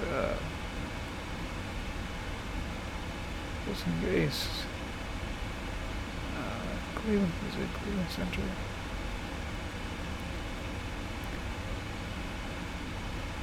I'm sorry, just in case Indy Center, my apologies, just in case Indy Center would have come up and wanted to talk. But yeah, the Chicago airspace, as you can imagine, very, very busy. Airplanes coming from Europe, people test flying the new A340 from, not from any builds, but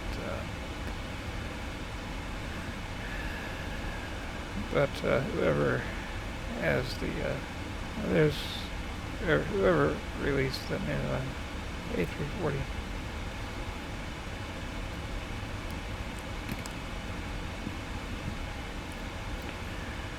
And that airport down there is Indianapolis. Yep. Let's see what it looks like. Let's see what, because we're flying literally directly over Indianapolis airport, as well as downtown Indianapolis. Let's see what it looks like now, because according to the release notes, Sim Update 4 is supposedly going to be revamping the way cities look like at night. So let's see what they look like here. And since Indianapolis is where I grew up and began flying lessons in the late 90s, I think I'm a pretty good judge of how things look down there. Yep, there's the airport. You can see the new terminal building. Well, okay, new for me because I grew up traveling out of the old world. Yeah, look at that. So if you look at the south end of the field there, that whole thing is FedEx. That is the second largest FedEx depot, or I should say FedEx hub. It's their second largest in the world. So another reason why Chicago Center is busy, people coming in, just shy of Indy Center being live, which is not. Downtown Indianapolis should be, there's the White River. Downtown supposed to be right here. Where's downtown? gotta be, there's what looks like Lucas Oil Stadium. I do not see downtown. Oh, there it is. Okay. You see the, you gotta look for those red lights near the river, right on the tail of the airplane right now. That is downtown Indianapolis. So I guess it's a very good thing that Civil and Microsoft are going to be releasing a new night lighting specs for nighttime flights. Very, very good. Okay, back to work. And we've already got the heading in for Cincinnati 3005. So I'll double check the altimeter. Make sure it's still current. We'll utilize Anchorage for that. Ooh, I'm sorry. Utilize CPDLC for that. So we'll just hop on it real quick. Alright. That's just flight ATC request. I'm sorry, ATIS request. Kilo Charlie, Victor Golf.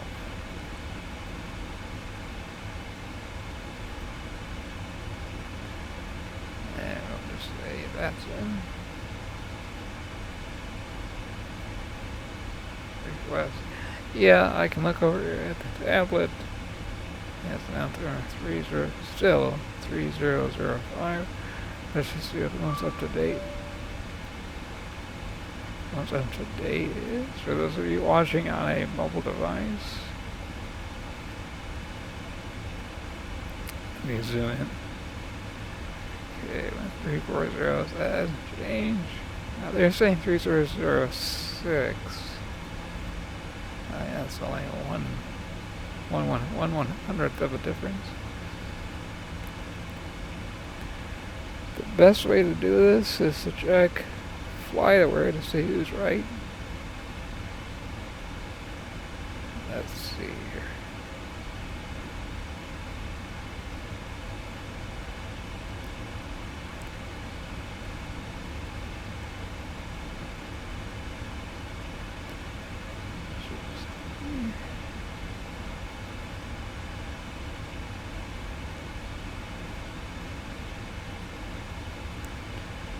There's 6, so yeah, PMDG,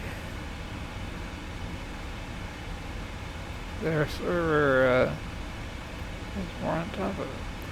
Alright, 3006 it is, and yes, it does automatically adjust the backup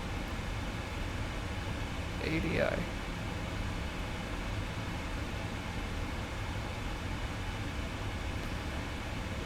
As well as the FO's first officer, FO side of things. It also, yep, 3006, very good. Wind is 340 at 6. Let's zoom in here for you. Let's see here, surface wind 340 at 6. Yeah. Okay, outside 10. 2.4 altimeter 306. Okay, very good. Very, very good. Might as well bring up the checklist. And hopefully it does a good job at slowing down below 250. Before reaching 10,000. It usually does. Sometimes it needs a little bit of help.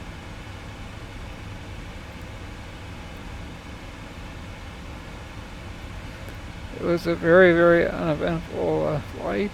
The only ATC online was Indianapolis. No ATC up in Canada. No ATC coming down through the Dakotas and into Iowa. I'll put the flight plan down below in the description. It's it is a flight plan that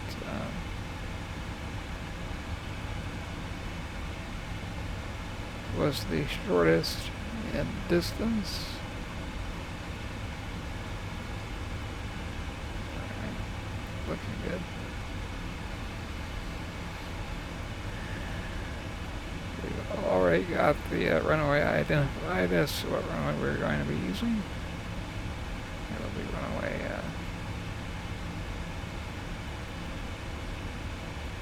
36 center. I'll check our performance numbers here.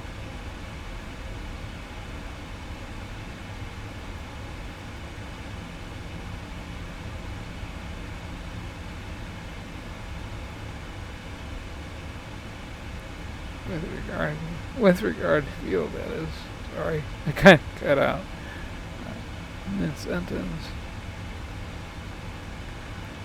Let's look at where we are now. With regard to fuel, 32,002. Oh yeah, we've got plenty of fuel in case we had to turn around and land in Indianapolis. No problem on that. No problem. Next time I do one of these, it'll be a much shorter flight, and I'll be sure and do a live stream. A lot of people seem to enjoy live streams.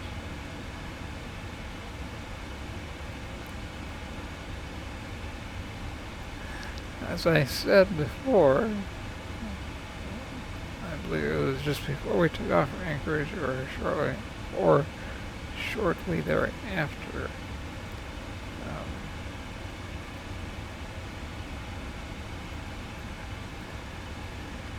We were going to be taking off when it's dark out, and we're going to be landing when it gets dark out, so that is the case. Alright, approaching 10,000, landing lights on, and turn on the I go ahead and turn on all exterior lights. One of these days, I'm gonna guess that they will simulate lights when you look at another aircraft, or as you get near another aircraft, you'll see their lights. Okay, we're gonna activate the speed brake here so we can slow down, because there's no way it's gonna get below 250 without it. Okay, speed brake is retracted. Engine should go back to idle to keep us below 250. Very good. That was a close one. That was a close one. Alright, I think I pretty much know the way this is going to work out. Everything else in the lakes page is going to be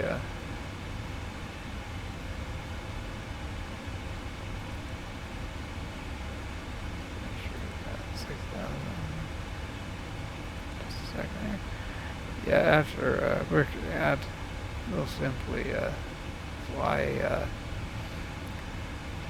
heading mode instead of LNAV, and then we'll just continue to fly that continuing heading alpha, or you could spell technically bearing after Bearcat, and then once we get slower and a little lower, then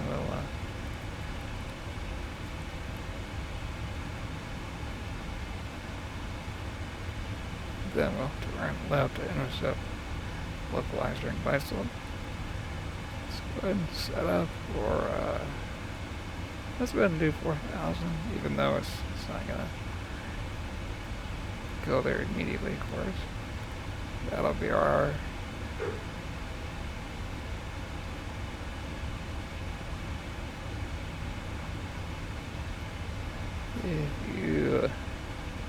if you heard that bark in the background, my apologies. That is my black lab puppy. A true freight dog. A true freight dog in every sense. I think he's a little tired.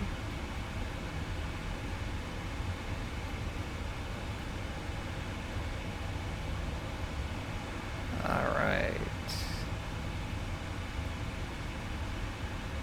Should be able to see Cincinnati from here.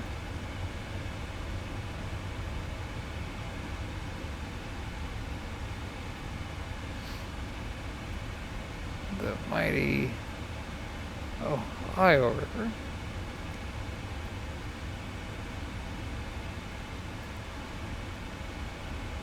It's slowing down very, very nicely, just like it should. Always keep in mind that the 777, with regard to slowing down, it's not as bad as like an MD-80. MD-80s, those are so slick. You gotta bring them in a little on the shallow side. They're very, very slippery. 737s, they also require some assistance in slowing down as well.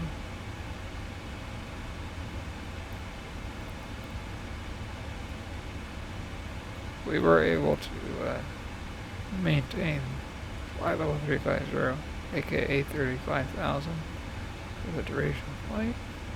There we go. Let's quickly look outside here. Check out Cincinnati from 7,000 feet.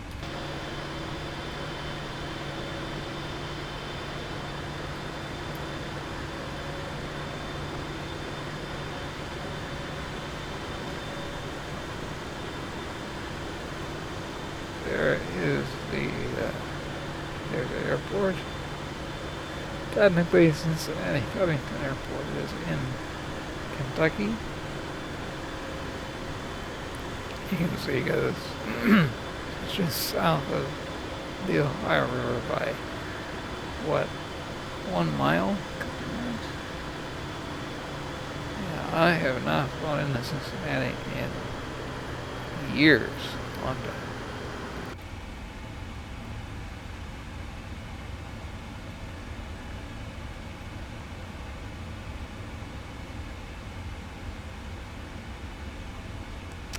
Alright, that's set up for heading for 188 on the autopilot. You have to figure out a unique name for the autopilot. Not just George or Bob. You have to figure out a good name. If you know of a good name for the autopilot, drop it in the comments below and we'll think about it.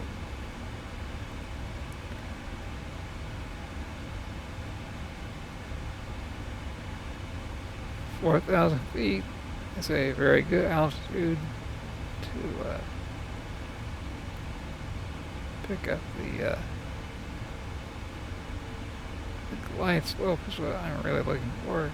As soon as the glide slope, as soon as we get below the glide slope, then we maintain a nice low speed to around about 100 degrees, 110 degrees left, and we'll line right up. The only thing that you need to be cognizant of when you do this is that you want to make sure that you're flying nice and slow. We've been in the air now for 5 hours and 19 minutes. If you do enjoy this type of a flight, please hit the subscribe button below, as well as the like button. I don't think there is another channel whereby only one person does all the flying. That would be me. Somebody else does all of the design work, the banner, the bulk ads, t-shirts. That's all ready to go. Someone else designs all that, but I'm just the guy that drives the bus.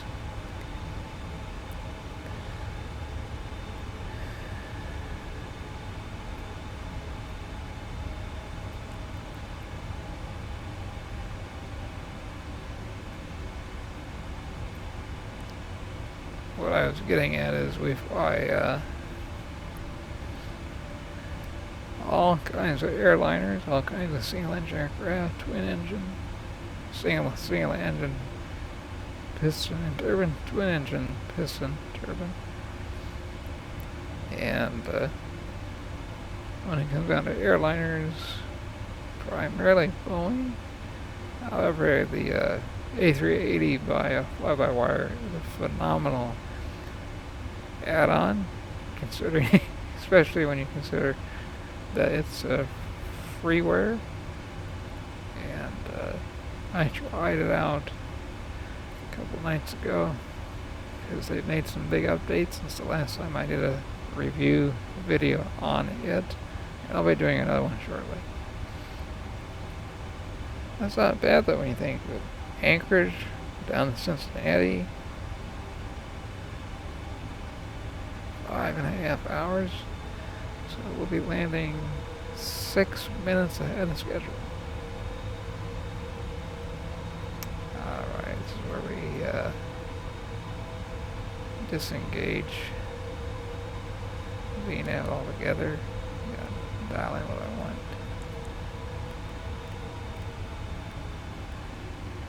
200, and we're going to go down. This will kick off the VNAV when you click on vertical speed.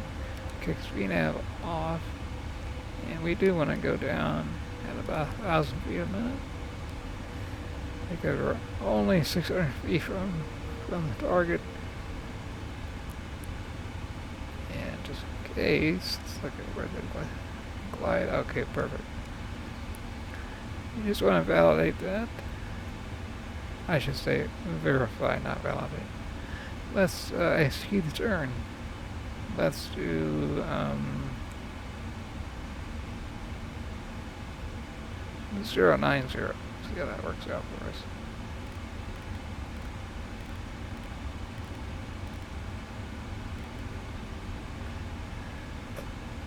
If we do 090, the benefit to that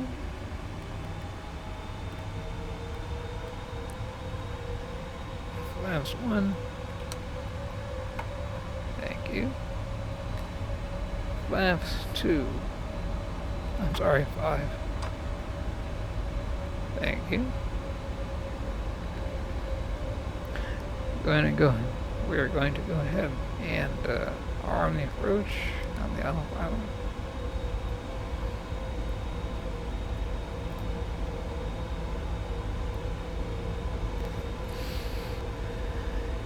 I do realize that flaps 5 is a bit premature for the current speed, but we are within tolerance.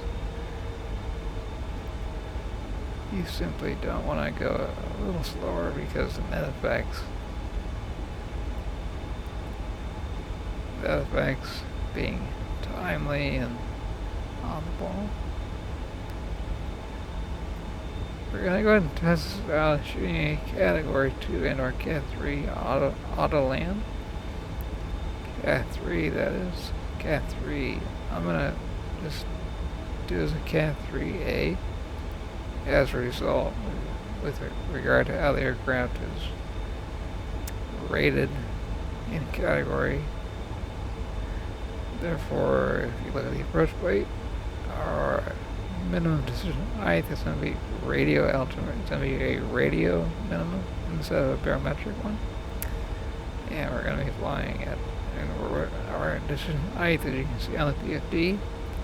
There we go. We're intercepting the localizer as we speak.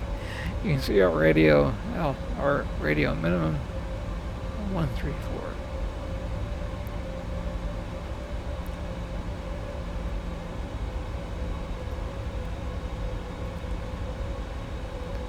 And our speed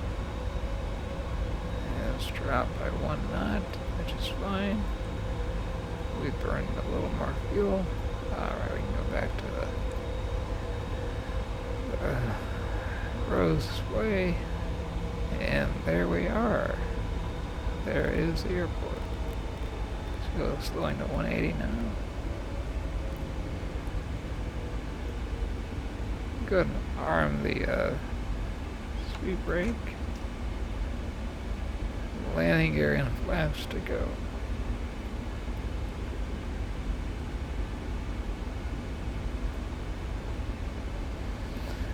Well, I guess when you think of it, when we took off out of Anchorage, the lighting, it was about like this.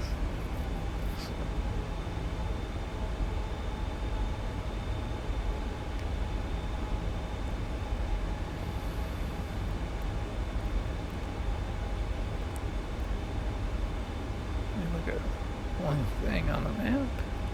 That'd be the airport diagram here.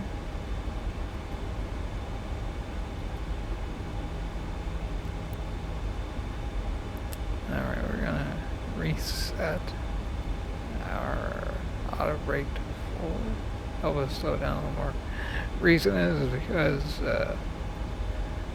Amazon and Atlas, they both park at the cargo bay that is to the south of the field, and we're going to be flying right next to it, landing near it, so we want to slow down as quickly as possible.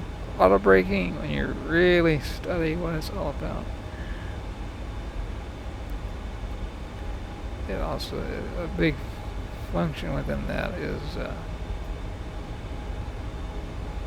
the turnaround time with regard to brake cooling and all that, so we can do this very safely. 148 now. Let's go ahead and slow way down. 148 on the speed. Flaps 10 and gear down. Help us slow down.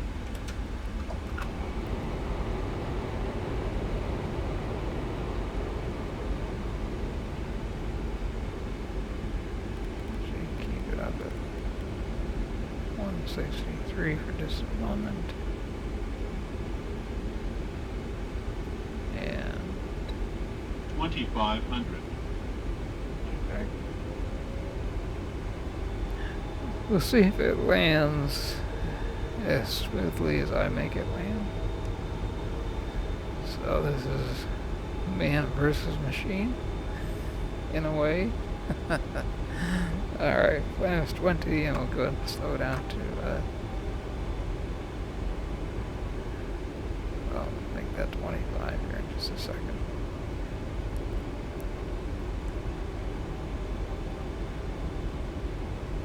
On speed, everything's looking good.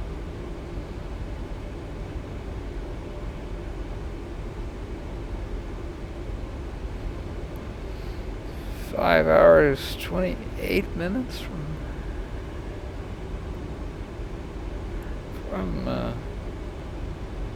pushing the takeoff hour. So we are going to be coming in right at 5:30 p.m. Eastern on the nose. Not too bad. And that is 6 minutes early. So looking good. If I gave it a different number before, then my apologies. Alright, let's slow it down to 140, 148, and believe me, this airplane can slow down in this configuration. It slows down very, very quickly. Full flaps. Flaps ready, please. Thank you.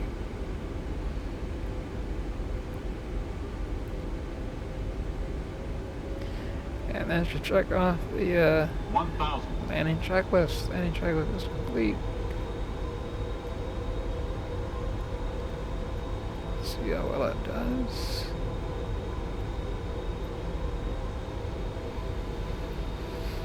It's looking pretty stable to me. Have a quartering headwind, as you can see on the top left corner of the nav display. 500. Winds are somewhere roughly 335, 338, and 5 knots. 300. Approaching minimums.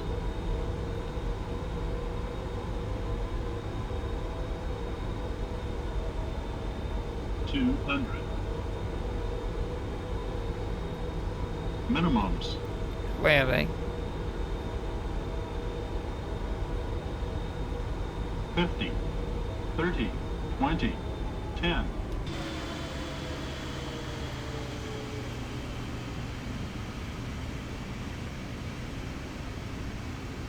Not bad. And reverse.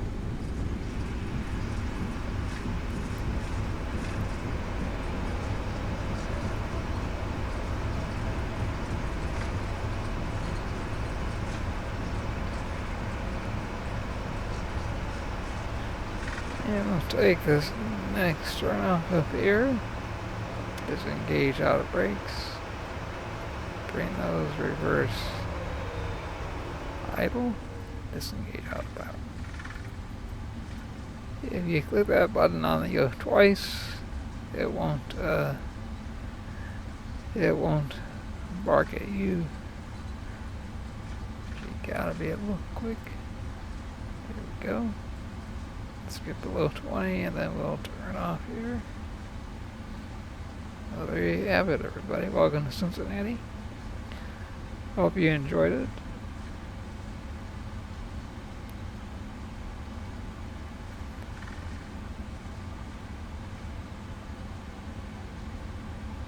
Intending to make that right turn with the radar off.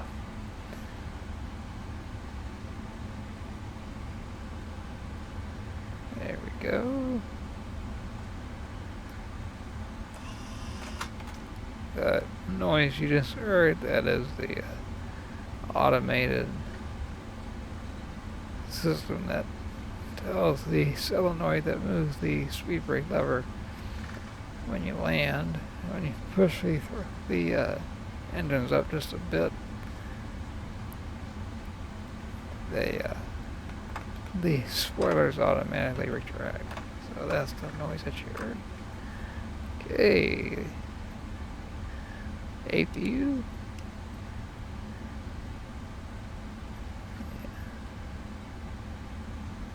Bizarre. Why did the airplane go that way?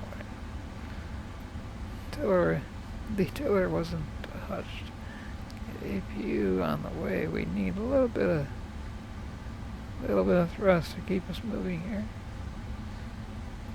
Alright, now we can shut off landing lights.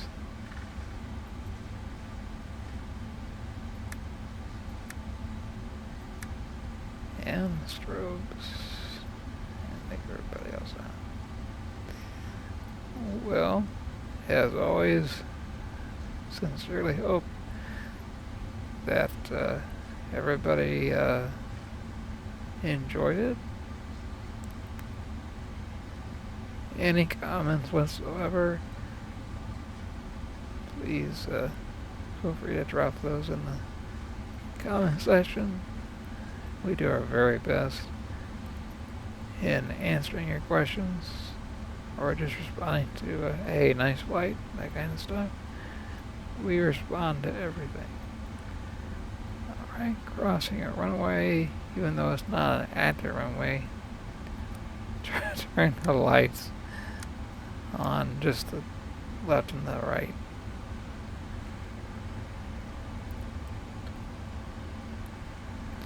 APU, just so you know, in case you want to get into the 777, the APU, it starts very quickly, very quickly.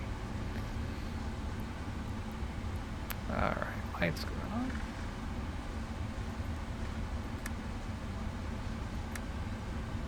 As well as the strobes. APU, double check. My goodness. So one thing that they had to fix is the sometimes the input doesn't stay there. The control input doesn't remain the moment you hit right click with the mouse in order to view it. Sometimes disables that. That is a Microsoft SOBO issue. Highly, highly recommend that they fix that. Okay, flight directors, come on. We don't need them.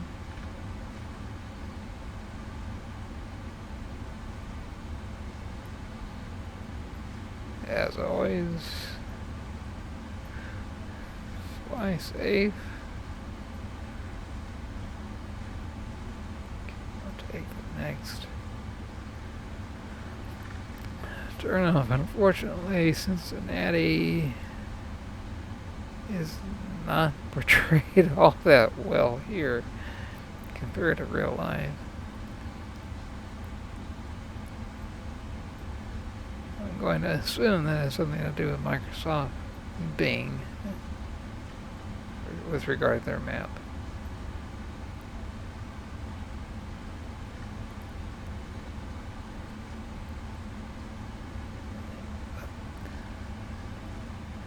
But taxiway Mike is what we want.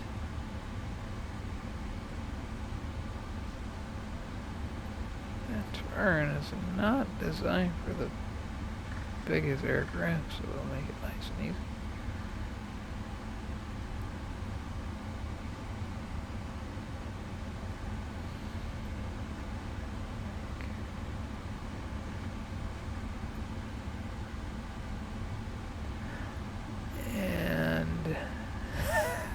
That is not the way it's supposed to be.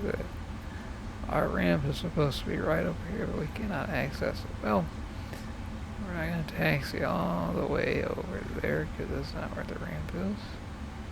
Cargo ramp, that is. It's actually a forward and to the right. Let's just see if that's where it is real quick. Hopefully it's there. If it isn't, then I can see where we can turn off in the distance.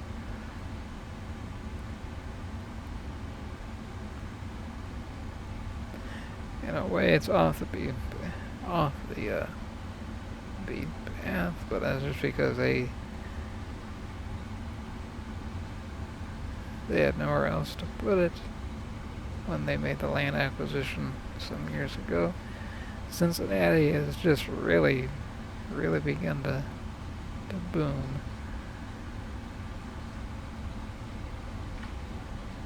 It's kind of like Amazon Central in a way.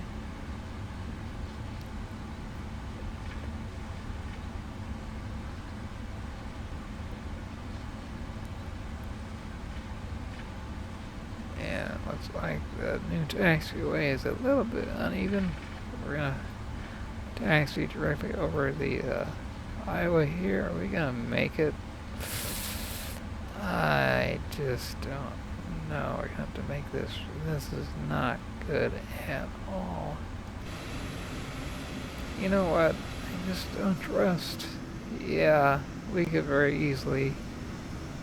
It would very easily. Yeah, look how close the engines are to the... Yeah, it might detect it as a crash. Yeah, the nose gear isn't even on the ground yet. Alright, let's just shut it down here, play it safe. Parking brake is on. And the double check APU is on. Let's just shut her down right here. We don't want to go... We don't want to waste all that time that took going into making this episode for all of you. Shut down AP, shut down engine right and left. Storm light goes on. And the jump seaters, they can hop out of their seats. That is, not the aircraft. Hydraulic fuel pumps, you got it.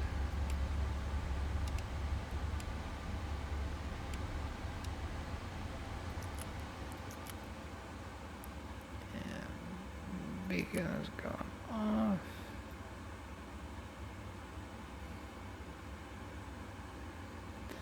And the fuel pumps.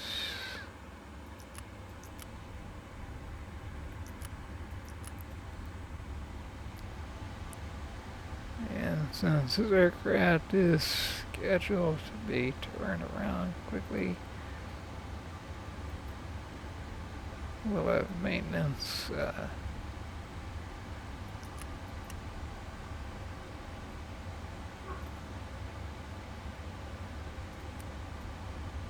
alright. And thanks on, and we're good to go. We are legal. We sincerely hope that you enjoyed the flight.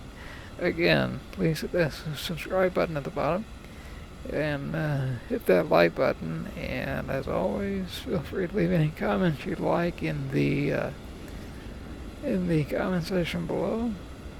Answer every one of them. And fly safe. And our frequency change is approved. Have a good one. See you soon.